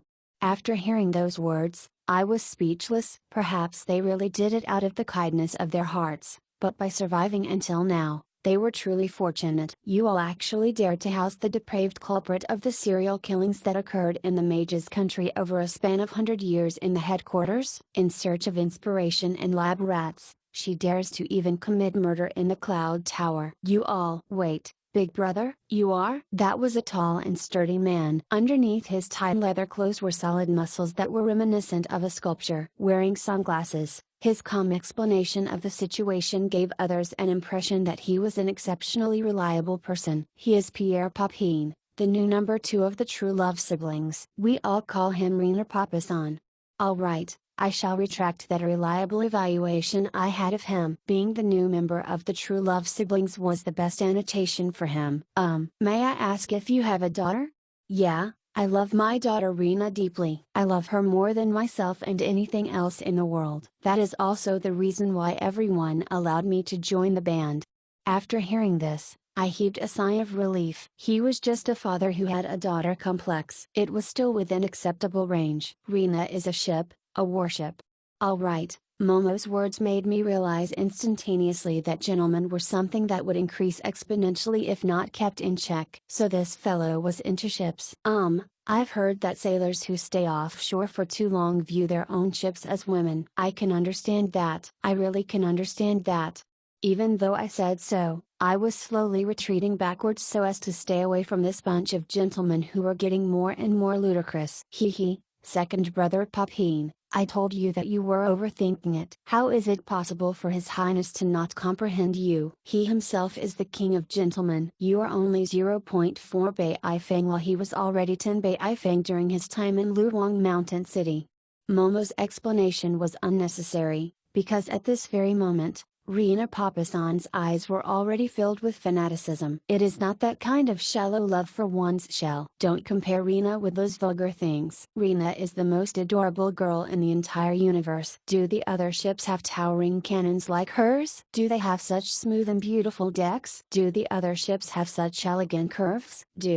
Looking at this different type of daughter complex going into a frenzied state, I couldn't help but sigh helplessly. Indeed, it was impossible for there to be anyone normal in the Gentleman Alliance. How can there be any normal existence among the True Love siblings? Alright, ignoring the new gentleman who was still singing praises. That warm engine room. That charming and hulking pillar Tilda, I set my sights on Amelia, who was squatting in one corner with a depressed face, muttering ceaselessly under her breath. A half-dead, half-alive undead? How is that possible? That should already be at the level of the creator. He has improved again? Or could it be that I have fallen behind times? I felt exhilarated seeing her in such a state. However, if things were to drag on, she might give up the final shreds of her dignity and go on a rampage, forcing me to reveal the secrets behind the technology. At my current state, I was definitely unable to match up to her. Thus, I dropped her some bait. Senior Amelia, as long as you fulfill 2 tasks for me, I will bring you up to greater heights. Chapter 138, Zombies vs Plants Roar. A new wave of zombie is approaching. My plants will tear you apart. Staggering, the gray-colored zombies inched forward. With a gargantuar serving as the tank in front, a dense congregation of an army of zombies followed closely behind it. On the opposite side, shrouded in fog, pea shooters pop out from the ground abruptly one after another and spat shiny green pea bullets furiously at the zombies. A raging melon pult catapulted explosive watermelons one after another. As the watermelons exploded, Fatal shock waves gushed outward into the surroundings and mushroom smoke clouds appeared above them. Lacking the support they usually received as close-ranged fighters, the zombie army could only trudge forward slowly while tanking the rain of ammunition. Even though they had suffered great losses in the midst of their advance, a massive number of them still remained, making them fearsome adversaries. When the two armies came into contact with each other, an intense battle broke out between them. When the zombies collided with the walnuts, a brownish-gray boomer exploded itself. Green and gray poisonous clouds rose up ceaselessly, and all plants that came into contact with the venomous liquid and gas rapidly withered and died. A no-man's land swiftly emerged on the battlefield. As for the plants, despite being immobile due to their roots, they, who were able to absorb energy from the earth, possessed unlimited ammunition. Although they weren't able to maintain nonchalant in the face of death, unlike the brainless zombies, at the very least, when their frontliners were sacrificing their lives to block the opponents, they were able to use their unlimited firepower to bury their opponents. Soon, due to the overwhelming firepower, an opening appeared in the formation of the zombies and the plants began to counterattack. Will of Death. The speed of all members of the undead tribe is boosted. Upon realizing that the zombie army was in bad position, a certain mastermind behind the shadows expended the final army command he possessed. When the black fog started to creep over, the zombies frenetically increased their speed. Furthermore, what was boosted for those zombies wasn't just their speed. On a rampage, they began to dig out their intestines to throw it on their opponents. The protection of the forest and sun. For 30 minutes, the attack speed and HP of all plants will be doubled. When the command was passed down, the interval between bullets of the pea shooters reduced to the point that it shot out in a continuous stream and the sound of explosions echoed ceaselessly on the front lines. Facing the frenzied bombardments of the plants, the zombie army could only helplessly trudge forward while sacrificing the ones in front of them. When newly born cherry bombs jumping out one after another to destroy the main army of the zombies, the frenetic zombies no longer possessed the might to break through the firepower of the plants. Thus, I could only watch helplessly as my remaining zombies died under the bombardment and I fell in defeat helplessly. The victor, Great Mage Amelia. With the scattering of the radiance, the battlefield morphed back into the shape of a massive chessboard. The zombie chess pieces were dull and unlit whereas the plant pieces on the opposite end were shrouded in white radiance, seemingly ready to strike. This was the currently most popular Magic chess game, Zombies vs Plants. Naturally, the inventor and the manufacturer was me. The one we were playing wasn't the usual game, but a true war edition which demanded a certain level of strength out of its players. The ones that were sold to the public were the normal editions which consisted of small chess pieces that were made of magic oak. Just to add on, in less than a month, there were 4 different editions released. As such, the series had been labeled as the Vampiric Money-Sucking Master. Sigh, this new version seems a little too imbalanced. Even though the zombies have the advantage in terms of quality, their winning rate is still way too low. On the other hand, the explosions of the plants are way too powerful, allowing it to whittle down the main force too easily. Looks like I have to do some balancing. Yeah, let's cut the bombardment abilities of the Druid faction in the next version. Ha, losers sure know how to find excuses.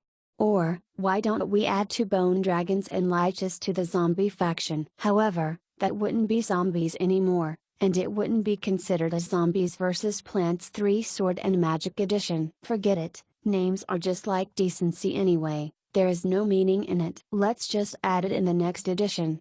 Up to you, but based on the rules of balancing, in order to satisfy consumers, troops of equal level must be added to both factions. I will match your Lich with a Yggdrasil tree and Bone Dragon with a Blood Bramble wall. The one to win in the end will still be me. Amelia chuckled demurely. She was in love with the game because she was able to win against me frequently through it. However, will this really help me comprehend the profoundness of life and step into higher realms? After inventing this game along with me, she got absorbed in it instead. After which, we continued inventing Zombies vs Plants Tower Defense Edition, Zombies vs Plants King of Fighters Edition, Zombies vs Plants War of the Magic Beasts Edition and other money-sucking editions. After enjoying herself tremendously these last few days, she finally recalled her initial goal, bringing her creation abilities to greater heights. Facing this question of hers, I smiled. Of course not. This is just a game. Alright, keep your man-eating plant. Allow me to explain. You scammer. You fooled me again. You toyed with my emotions again. I will never trust you ever again.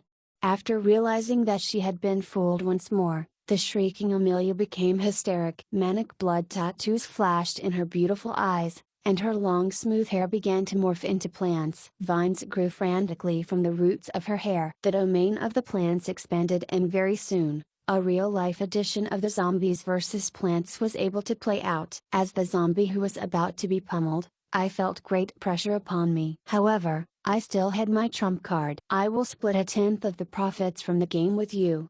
That? How much is that? This game is already a bestseller. As long as the pace of our manufacturing can keep up, adding up the total revenue from all of those editions, you would earn a few 100,000 gold coins at minimum. Alright. In the next moment, everything comes down. That crazy witch from a moment ago appeared without a trace. All that was left was a gentle senior who was sipping quietly on her black tea in front of me. It wasn't that Amelia was greedy, rather, mage was a job that burned through money. The more advanced a mage was, the more money they spent. Of course, mages were also able to sell the products of their experiments to earn a huge profit. However, putting aside how an experimenting freak like Amelia had zero financial sense, she didn't even spend any effort on producing goods that could earn her profit. Even if she happened to make a fortune, she would immediately dump it into a new experiment. As such, she was exceptionally amiable to her investors. Now, upon hearing that she would be able to earn money, she immediately adopted the business facade she showed to her donors. You say that I am mistaken? Should it be investors, not donors? Unfortunately, I am not mistaken. Given how she allocated her funds without any consideration of monetary rewards that could be reaped, one would make a loss equivalent to how much one invested. If this wasn't a donor, then what was this? According to Margaret,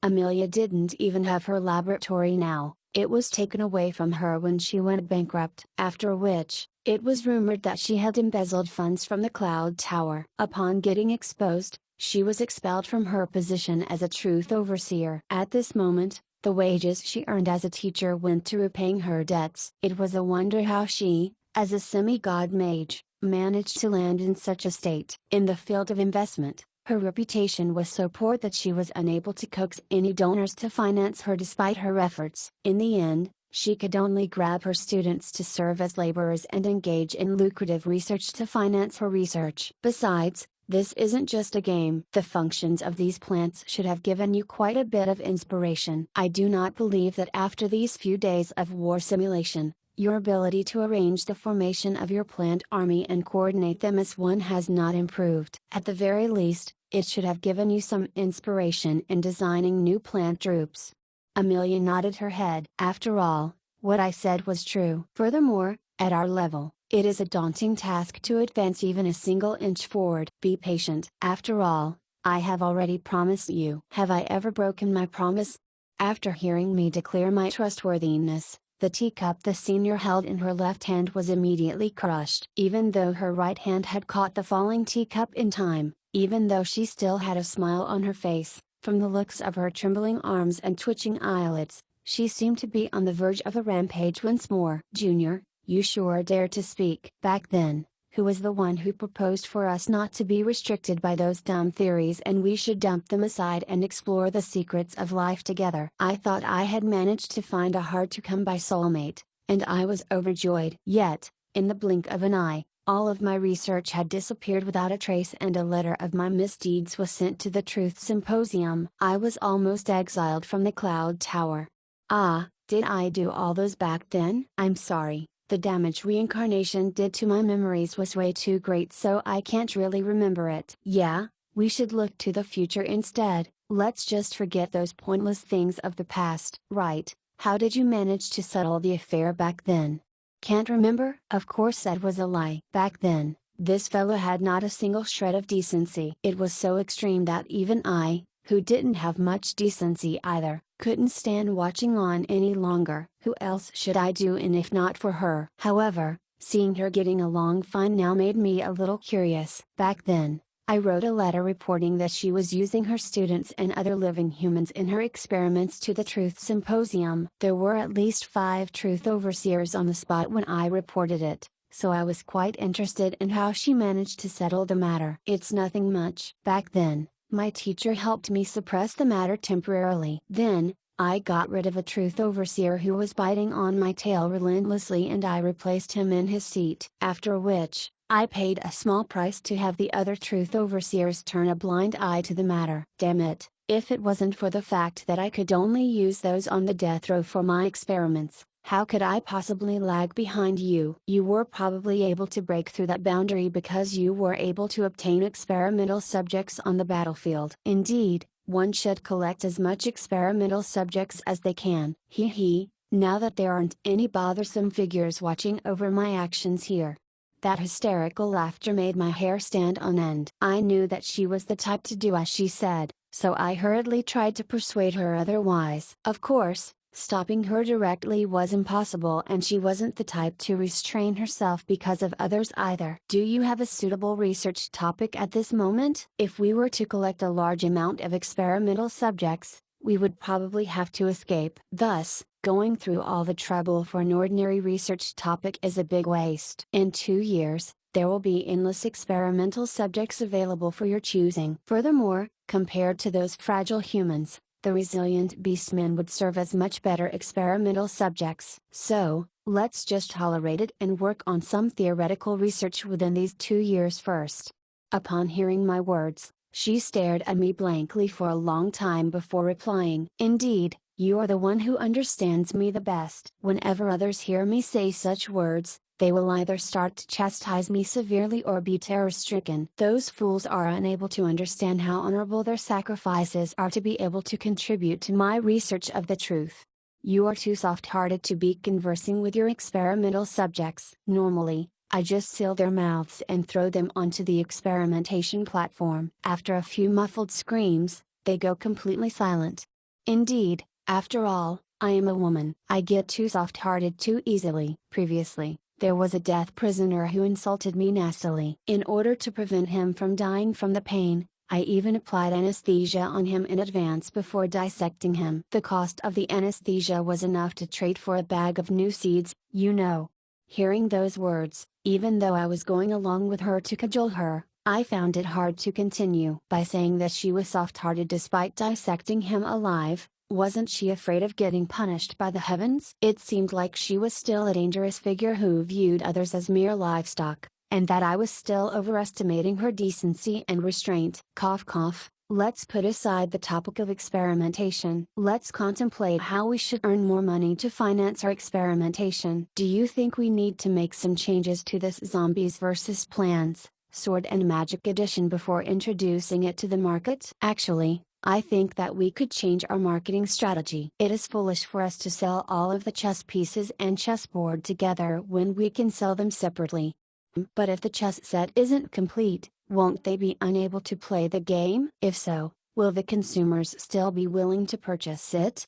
You fool, you can just put the basic chess pieces and the most primitive chessboard inside the set. If they want stronger and unique chess pieces, they have to purchase them. Of course, those stronger chess pieces mustn't break the balance of the game. As long as they have a slightly more unique outer appearance and abilities, they could be sold for money. Right. Since the original set is called the basic set, then let's call this the expansion package. Also, we could add some elements of lottery into it. In every pack, there would be a unique chess piece. They will be trying their luck time after time again until they find themselves bankrupt and swear to never to touch it again. In order to appeal to the younger players, you can even give rarity levels to the chess pieces. The more valuable a chess piece is, the more one is able to brag about it. I don't believe that after going this far, we are still unable to empty the pockets of those little kids.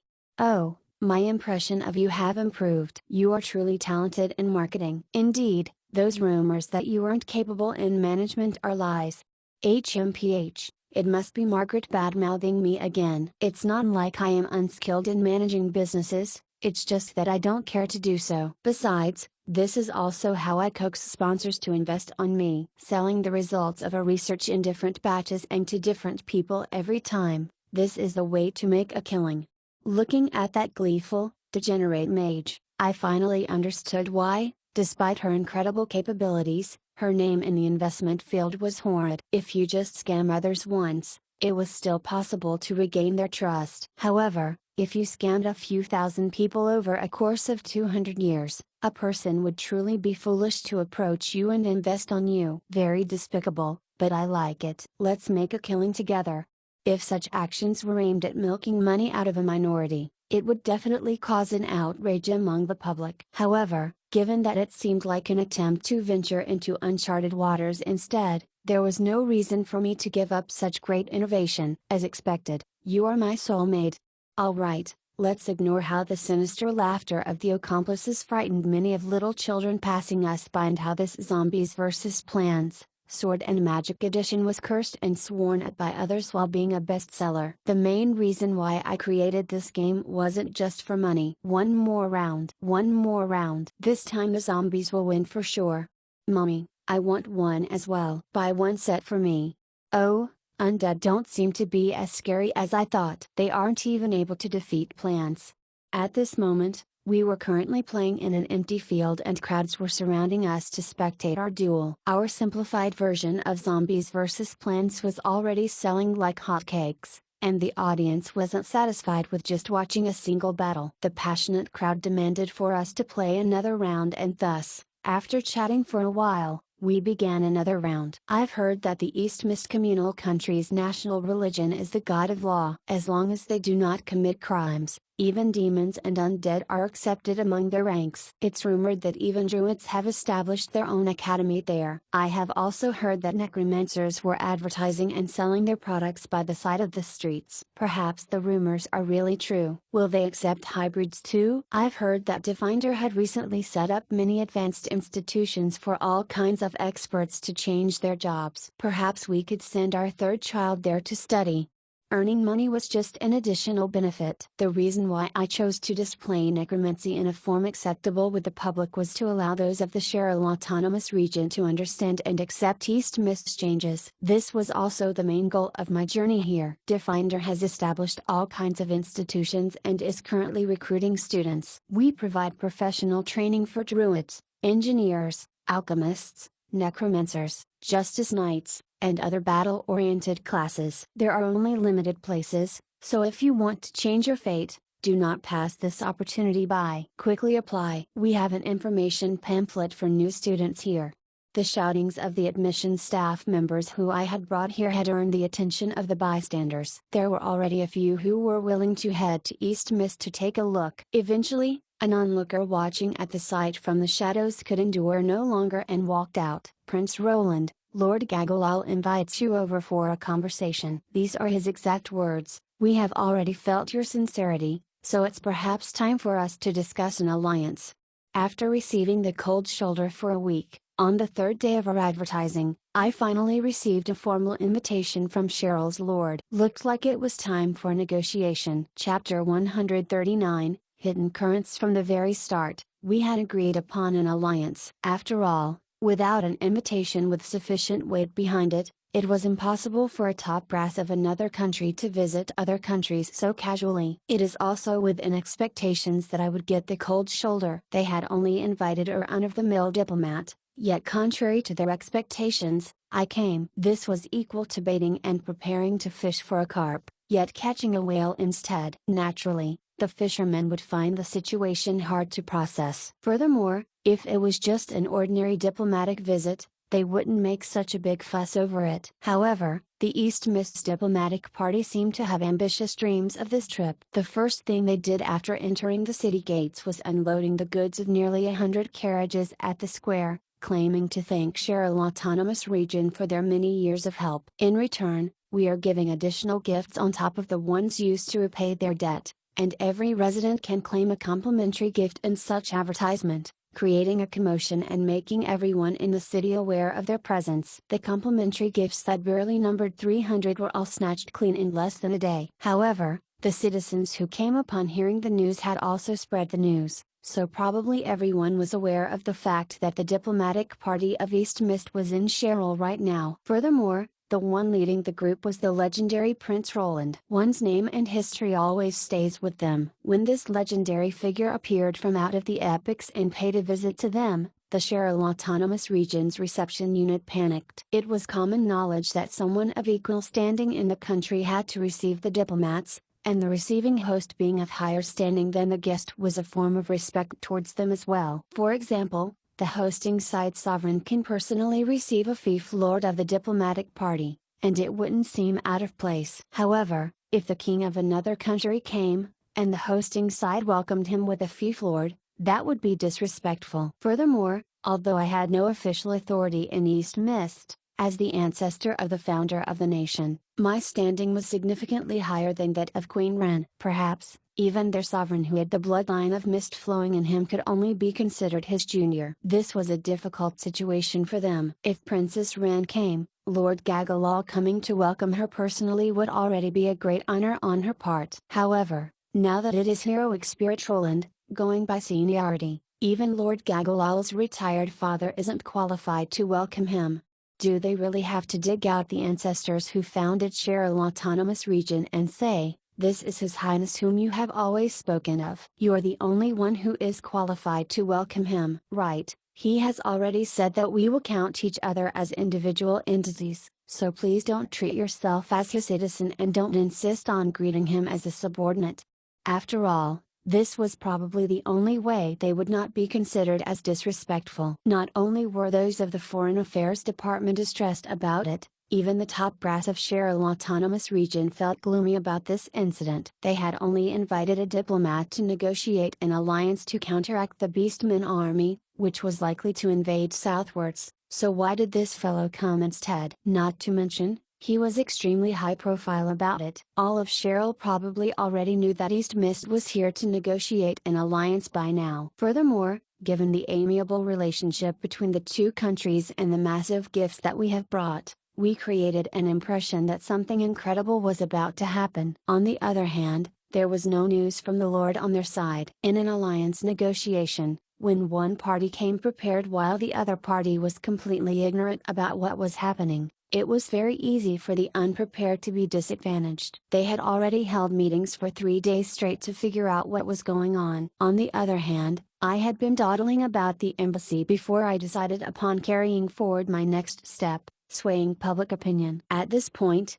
Gagala finally made his decision. It was impossible for them to come to a conclusion with those doors closed, so they decided to invite me over. The moment I stepped into the Lord's residence, just as I was about to prepare a surprise for the other party, I was surprised by them first. Based on the information I had received, Gagalal Haber was a plumb man. However, the toned man before me who had his upper half bare and had an eagle tattoo on his chest, which fluttered along with his breathing as though it were alive, definitely wasn't him. Respected Lord Roland, I am Gars, the eldest son of the chieftain of Eagle Tribe. I represent my father and the tribe in paying respects to the Immortal One. The passionate handshake of barbarians, if it was in the mountains, it would likely have been a hug, wasn't that pleasant to accept. In the face of the 2.4 meters tall giant, I was like a bean sprout. Whether the other party was capable of bearing their passionate welcome and innate brute strength was also an important factor barbarians used to evaluate whether the other party was worth making friends with. This strength should be around 18 points. Possessing such strength despite being at silver rank, how fearsome! As expected of a battle tribe whose members were all of bronze bloodline. However, compared to me, who had strength exceeding 20 points, it was as though his strength was entirely negligible. No matter how hard he squeezed me, his hand would just end up aching. As expected, Gars released his grip first, shaking it forcefully to get rid of the aching sensation. On the other hand, Gagalal stepped forward with a smile, saving him from this difficult situation. Prince Roland, welcome to Cheryl Autonomous Region. I am the Lord here, Gagalal. Our ancestors from 300 years ago should have been your people as well. Your arrival here is an unexpected surprise, as well as an honor. Please be seated, please be seated. At this moment, I was trying my best to suppress myself from laughing impolitely. Gagalal's protruding stomach, stout stature, fish-like ears, and bulging eyes were exactly as what was stated in the intel. He did resemble a standing frog. In response to the passionate welcome of the other party, I chuckled. We were a family 300 years ago? Then, are you willing to become a family with us 300 years later?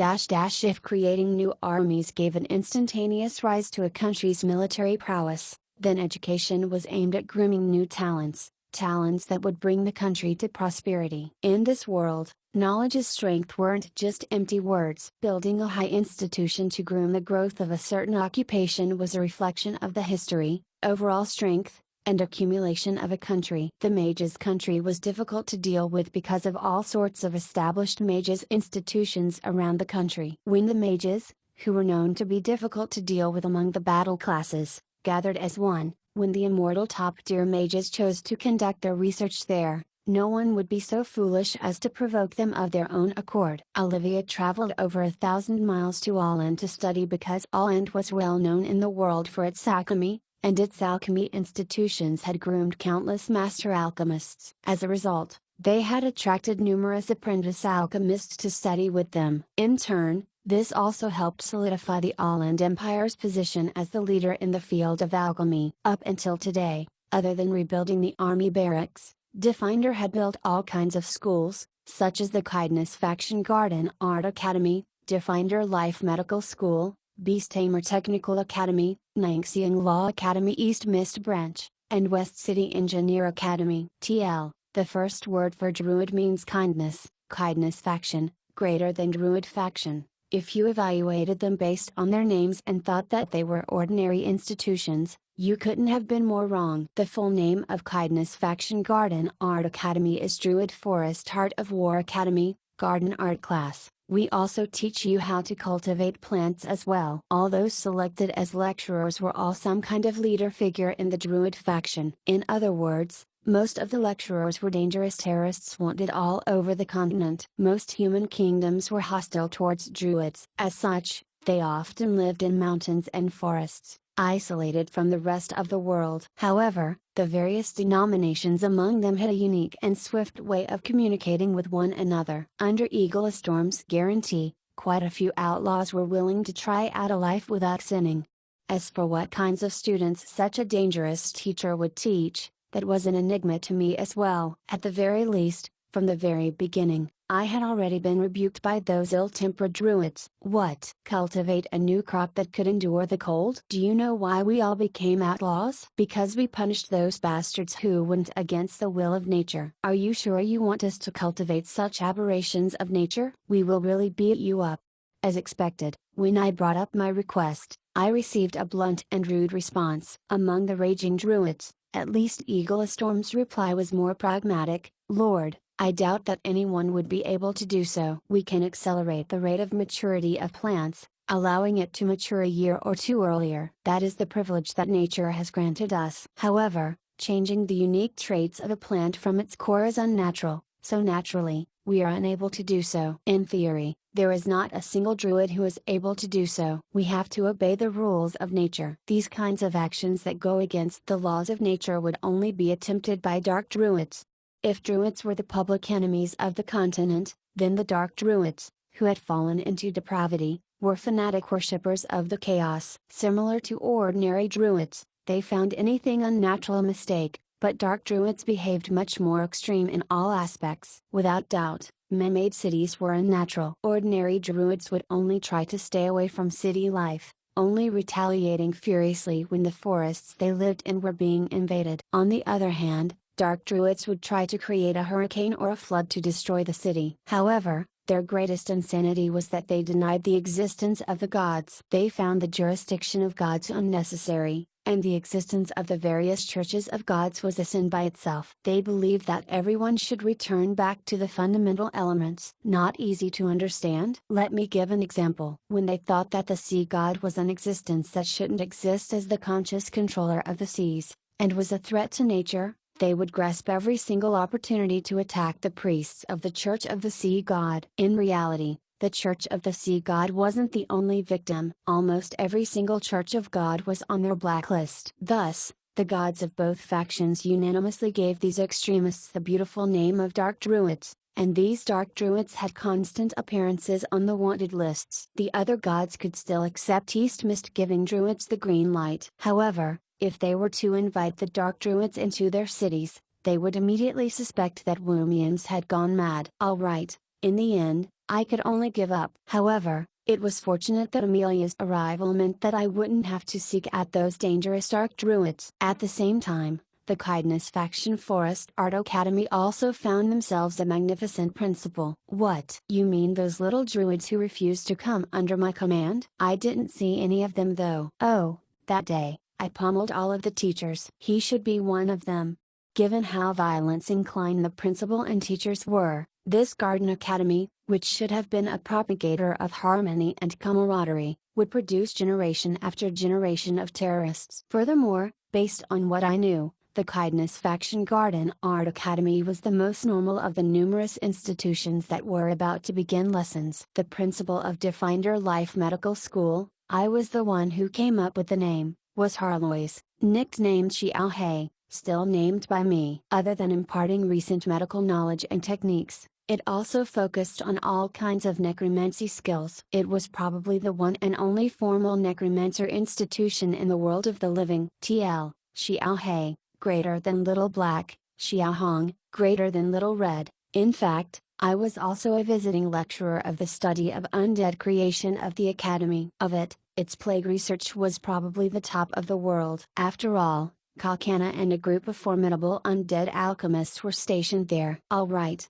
due to this, the Holy Church had sent us a stern warning. Numerous countries also protested against it and sent letters of censure. Even so, I threw all of those into the trash can without hesitation. In any case, our relationship is already hostile, so I could protest however I wanted to. What about the anti-undead covenant agreed upon by majority of the continent? All along, I had thought of agreements that I never signed as a waste of paper. As for Nangxiang Law Academy East Mist Branch, there was nothing to be said about it. It was just the surface version of the main school in the underground world. However, with Crows as its mascot and Xuiti as the honorary principal, the number of applicants they received this year exceeded that of other institutions. As for the West City Engineer Academy, it was divided into two main factions, Goblin Self-Destruct Study and Dwarf Suicide Study, and the principals were the self-destruct expert of the Goblin Engineers and the suicide expert of the Dwarf Engineers. Alright, I confess I gave my biased views about those who were stated previously,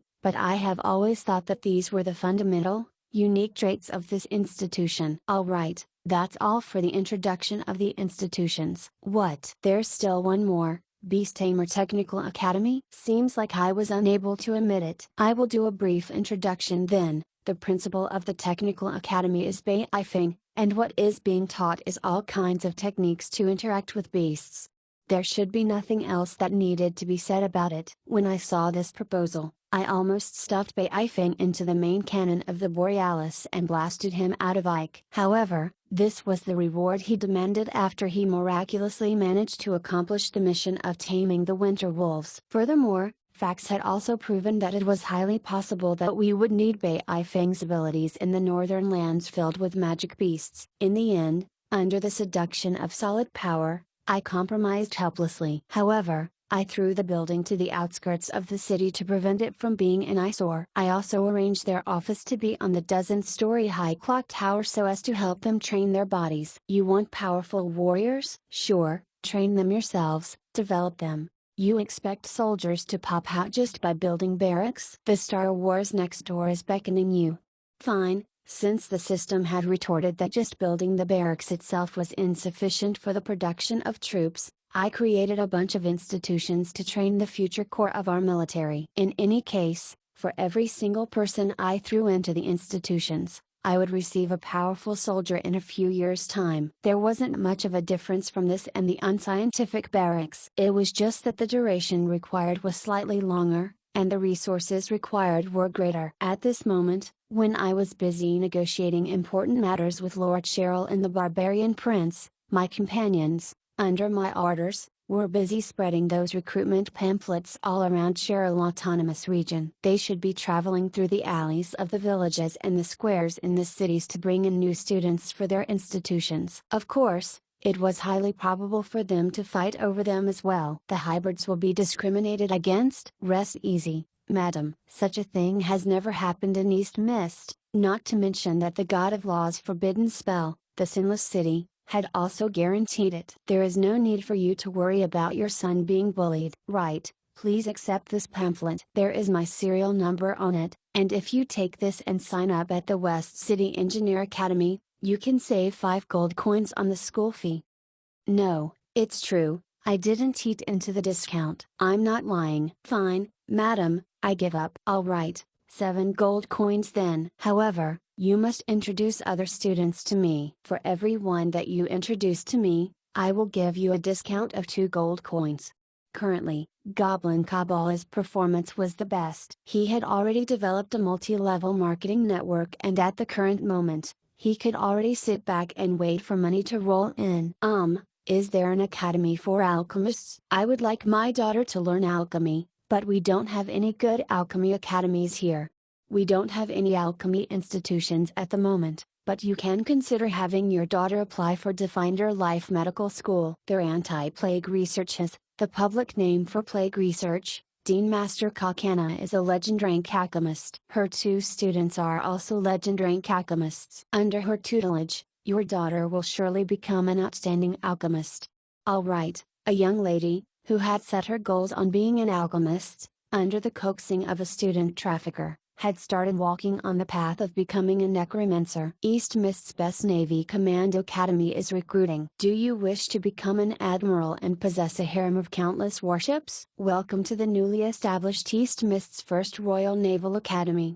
Alright, no matter how much effort Rena Papasan put into his advertisement, his recruitment results were destined to be worst of all. To date, he had only recruited 2 dark-skinned admirals who refused to admit that their skin tone was dark. In a certain sense, they seemed to possess some level of cognitive disorder. The reason? East Mist Communal Country was a landlocked nation, it had no navy at all. That was the reason why most people thought that he was joking. The crux of the problem was that I didn't allow him to reveal the fact that East Mist's air fleet was in the midst of construction. He had already been confirmed for last place. As for second to last, it would probably be Garden Academy. For those who were unaware, this Garden Art Academy sounded overly inclined towards the aesthetics, and it was unlikely for one to make a living out of it. As for those who had received explanations on what it was, sending their own children out to be groomed by outlaws and become druids, public enemies of the continent, it was a little beyond them. What left others speechless was a certain Durkin who stepped onto the front lines personally. Without preparing any pamphlets for recruitment,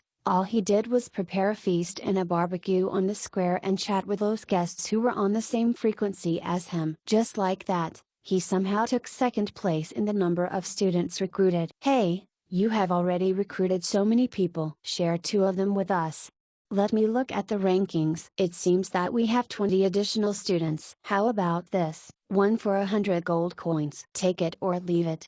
It was no wonder that they would strive so hard in this recruitment drive, to the extent that they had begun selling and purchasing students from one another. After all, I had intended to use the results of their recruitment to determine the budget for the respective institutions next year, and that was a huge sum of money. At this instant, this wasn't just occurring in Cheryl. All kinds of recruitment activities were being carried out all over East Mist. My goal wasn't a short-term improvement, but for this weak country to change from its very core and grow stronger. Of course, I had my own reasons for why I was willing to dump so much money into Cheryl to motivate the recruiters. At this very moment, I was looking gleefully at the 2 dumbfounded top brass of another country. What caused them panic, let alone bothering about diplomatic etiquettes at this point, were 2 photos in front of them. One of them was of the sacred lands of the Beastmen, or Sullivan Summit. In the photo, the lands had been ravaged by the flames of wars. As for the other photo that was placed right before Gagalal, it was one of Cheryl Autonomous Region. There wasn't any autonomous region of any sort in the photo,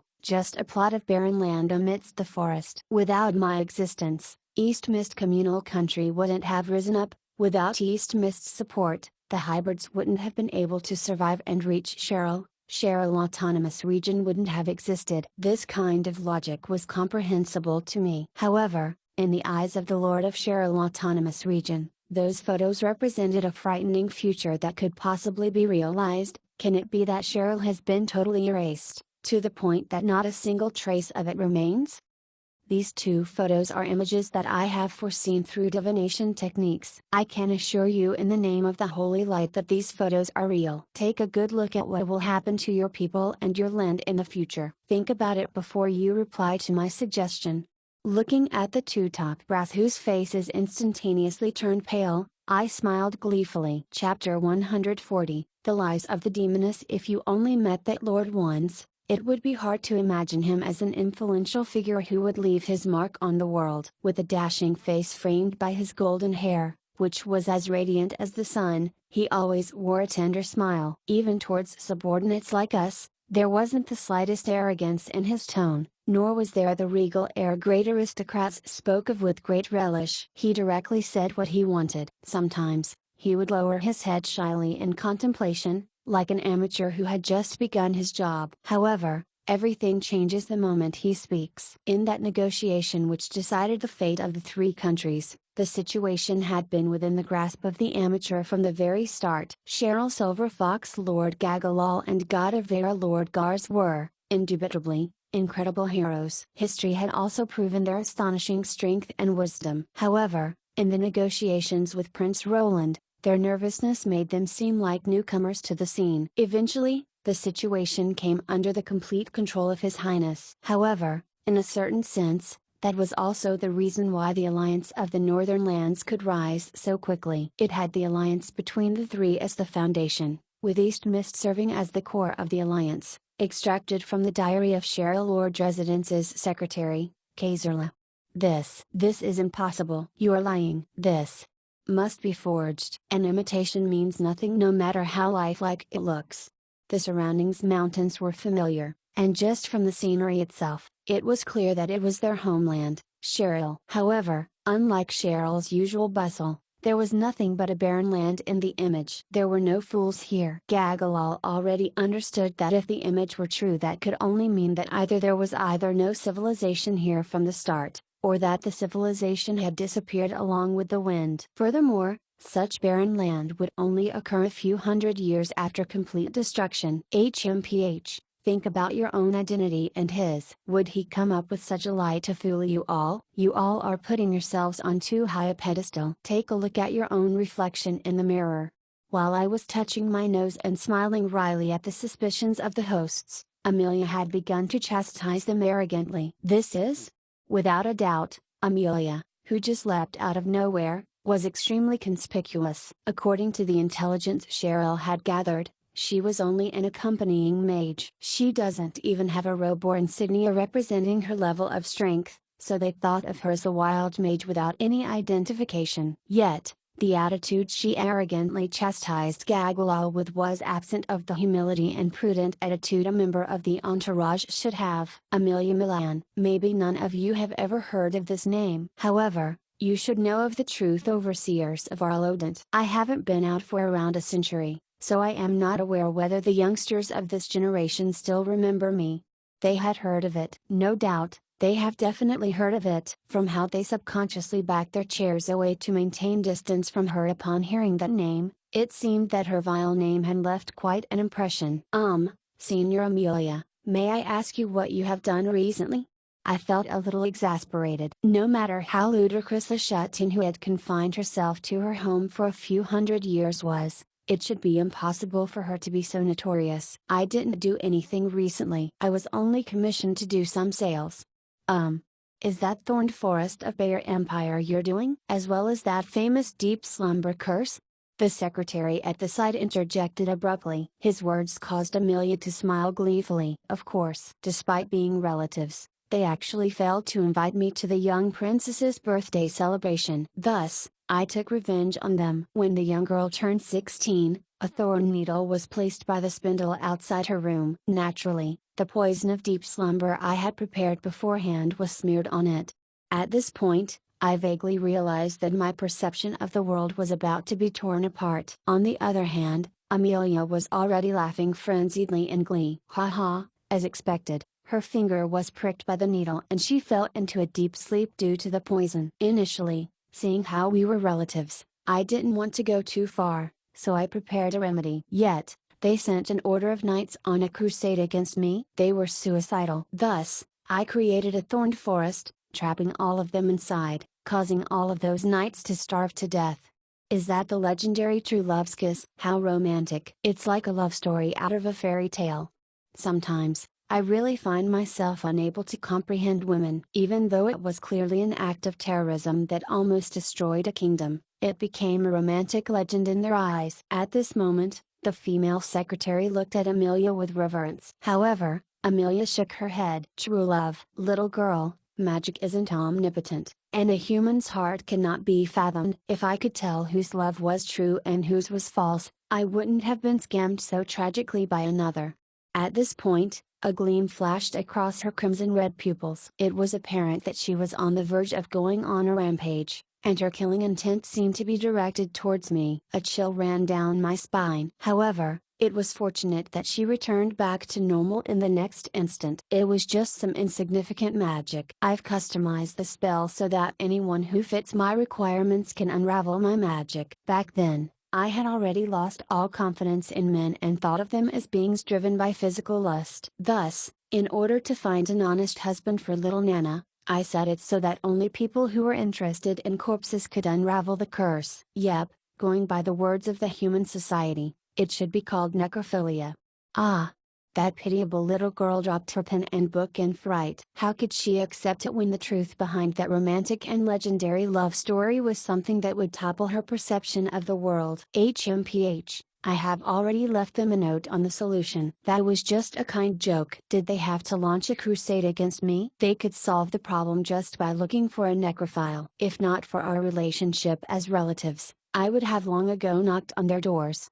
Amelia spoke so gleefully that it seemed as though the one at fault was someone else. However, I think the reason why Bayer didn't start a war against Harlodent was on account of them being relatives. I remember that Princess Fiona Milan married the prince who awakened her in the end. After which, the prince became the emperor of Bayer Empire 2 generations ago. That is to say, Gagalal quickly covered the mouth of the secretary. How could he allow her to finish her words? Bayer was a powerful empire. If news that their emperor 2 generations ago was a necrophile were to spread out from here, that would mean massive problems for them. Actually, the poison of deep slumber and the thorned forest weren't my greatest masterpieces. However, the poisonous apple given to Seer Kingdom's Snow Queen is.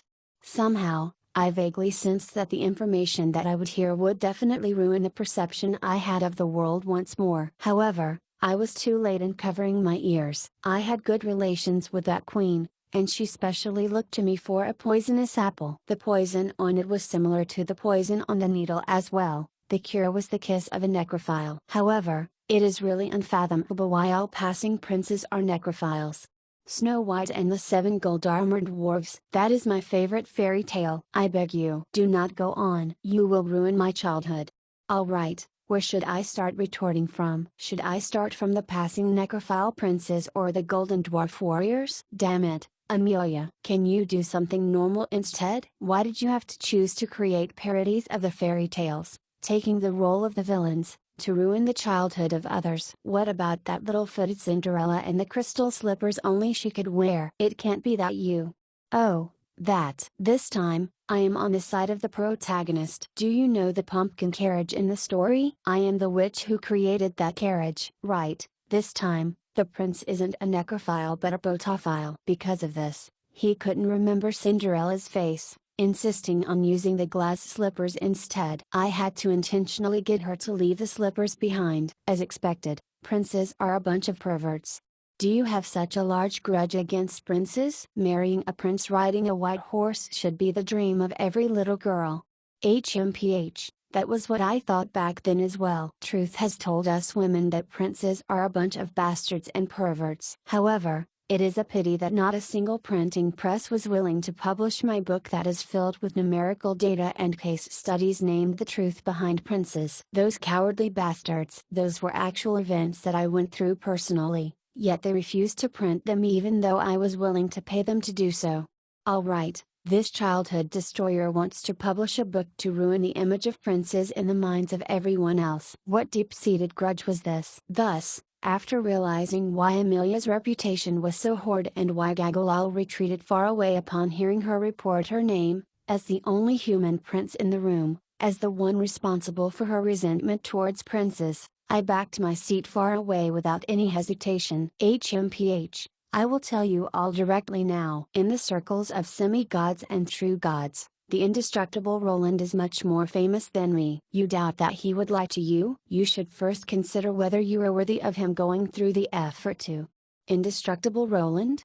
This was the first time I was hearing this nickname. Hadn't I been killed many times before already? Yeah, it is saying that you are similar to that certain black creature, unable to be completely killed no matter what happens. Even after getting destroyed, you were able to pop out dozens of years later and cause a huge uproar. Even though being difficult to kill was a common trait among top-tier experts, you are the only one who managed to revive time and time again despite the complete destruction of your physical body and soul. Most importantly of all, you are a vindictive, shameless jerk who uses all means to accomplish your goals. When failing to get rid of you, one has to be careful of your vengeance, and thus, no one was willing to provoke you. Alright. Upon hearing this, I paused for 2 seconds. Indeed, not disappointing my expectations, the system leapt out. Ding! Semi-God tier honorary title Indestructible Roland. After equipping this title, there is no effects. This time, it is really just a title. At most, you can use it to scare others. It isn't a product of the system, so there isn't any special effects to it. However, I can help you create an illusionary outer appearance of a cockroach, so that you can become a standing Martian cockroach in the eyes of others. Do you want to give it a try? Are there cockroaches in Mars? Continue spouting bullshit then, system. Did you think that I didn't study before transcending over? It was obviously octopus aliens. Alright. Okay, back to the topic at hand. No matter what Gagolal and Gars had prepared beforehand, no matter how they had agreed to advance and retreat as one, their alliance wavered due to such unforeseen circumstances. In a certain sense, it was a wise move to bring Amelia to the negotiations. Even though we had yet to start negotiations, it was clear just by looking at the two of them that they were cooperating with one another. One of them was playing the carrot while the other was playing the stick. By throwing consecutive information bombs at the other party to tear apart the primary arrangements of the other party, I had managed to gain the initiative in the negotiations. When the information that both parties possessed weren't symmetrical, it caused the positions of the two sides negotiating with each other to be asymmetrical as well. It created a false image that it mattered not to us whether we negotiated the deal or not, when in truth, it mattered a lot, while the other party required more information about the prophecy of destruction. As such, the other party would be forced to take the initiative to plead with us. We managed to play at the show just by exchanging a glance right after walking into the room. At this moment, we exchanged looks once more and smiled. At this point, we had already won. Excluding the other traits of her that are difficult to deal with, Amelia's strength and cunningness make her an ideal partner, especially when I need to protect my image as the heroic holy knight prince. She, who dared to do anything and say anything, is my best avatar. Right after these thoughts appeared in my mind, they were buried securely in the depths of my mind. Perverted serial killer, frenzied professor without the slightest bit of decency, just these two difficult aspects made her a ticking time bomb. However, this wasn't the time to be preoccupied with such thoughts. It was imperative to continue pushing the stakes while the negotiators of the other side were still unsettled. Esteemed lords, I have a small proposal. Perhaps, to deal with the future threats we face before us, we should solidify our channels of communication. Or perhaps, an alliance where we huddle together for survival might be a good idea. After all, you all don't have to give in much, but in return, you will earn everything. After an arduous negotiation, when I stepped out of the Lord's residence, I was so happy that I felt like singing. However, when I recalled my musical talent that was comparable to Graia's throat of death, I dispelled that thought. Even so, my footsteps became lighter. Since the alliance had been settled, all that was left was for the negotiators of both sides to slowly tug and pull on the contract. This alliance would become the foundation for the rise of East Mist. Provisions and manpower from the Cheryl Autonomous Region will just be additional gains. Rather, the rights to mine from the mountains of the barbarians will become the new core to this alliance. Indeed, even if Prince Gars didn't come, I would still pay a visit to them. I had already long since set my eyes on their lands. The northern lands were publicly acknowledged by the continent to be the richest in mines. However, the shallow mines of the various kingdoms had already been dug out, and thus, they weren't the main targets of contention. East Mist had lost its final mine 20 years ago, and as a result, it had lost its very foothold in the northern lands. That was the main reason behind its downfall. To reverse all this, just cutting down on expenses wasn't enough. East Mist had to find a new source of income, and after it had established the Church of Law as its national religion, it was no longer an option to use war to vie for mines. If so, there was only a possible course of action: seeking new mines. In truth, that was a nearly impossible task. After all, every single plot of land in East Mist had been repetitively probed for potential mines. Even if there were still hidden mines within its territory, it was clear that they were beyond the probing and mining technique of East Mist, so it wouldn't make a difference to East Mist's plight either way. However, in truth, there was still another mountain rich in minerals that hadn't been mined yet. Furthermore, many people knew of it, but none went ahead and excavated it. The technology required to develop the mine was too advanced, making the cost exceed the potential revenue. For outsiders, gaining the trust of the barbarians was something inconceivable. However, for the Mist royalty and its 1,000 years of history, given the brotherhood they had with them amidst innumerable of years of war and mutual assistance, gaining their trust wasn't too difficult a task. However, that isn't the greatest problem. Even if you could mine the minerals within, how do you intend to transport them down the mountain? Those mountainous paths aren't something ordinary humans can tread on. Conventional methods of shipping are absolutely impossible. That is the main reason why no one had tried to develop the mines in the mountains. Perhaps I should introduce to you my prided creation, Envy, Borealis. When we left, the anxiety Gagalal and Gars had expressed a moment ago disappeared without a trace, and they instead started to calmly discuss the results of the meeting. Brother Gars, do you think what Roland said was true? The word brother means a lot to the barbarians. If one were to casually try to establish intimacy with them, losing all of one's teeth from a single punch was considered minor. However, judging from how Gars accepted the phrase so readily, the relationship between the two didn't seem as distant as they had previously displayed. Brother Gagalal, being careful and meticulous may be your strengths, but you are truly overthinking it this time. I can feel the kind intent behind the other party's words. Furthermore, I am willing to bet my life that what he said is true. The truth was that these two were sworn brothers, and there were many interactions going on between the territories of the two. Simply put, though, few knew about this secret. I don't know about that image of yours, but the prophetic image of our sacred land being wrecked is definitely true. Look at those giant statues. They have been shattered into rock pieces. However, only a few people of our tribe know that these rock statues are defensive mechanisms for our sacred mountain. Ordinary tribesmen don't even know that these rock statues were the doings of our ancestors. Their destruction can only mean that they were forcefully destroyed by a powerful enemy, which means that the tribe had fallen into danger. That isn't enough. It is possible that he might have received news of it from some other chieftain within the tribe. You are overthinking things. Look at that giant.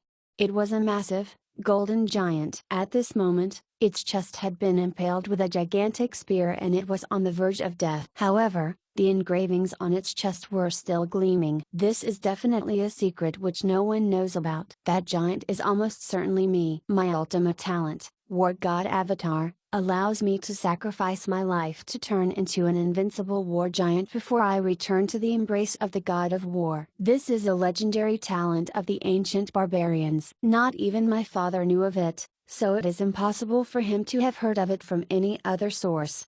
This meant that not only was doomsday going to befall them, it was approaching quickly. You appeared in the prophecy as well? Looks like doomsday is coming much earlier than we expected. I think we should talk with that Lord Roland. Yeah? You no longer doubt the words of the other party? Hearing those words, the one who would become known as Silver Fox in tribute to his wisdom smiled bitterly. Just as the insane demoness had said, Think about our own identity and His. Are we worthy of the Lord personally visiting us just to deceive us? I have overthought it. What we have to do now is quickly mend our relationship with Him. I can sense that He is slightly dissatisfied with us. Yeah, get your man to prepare some extravagant gifts. Tomorrow, we will personally pay him a visit.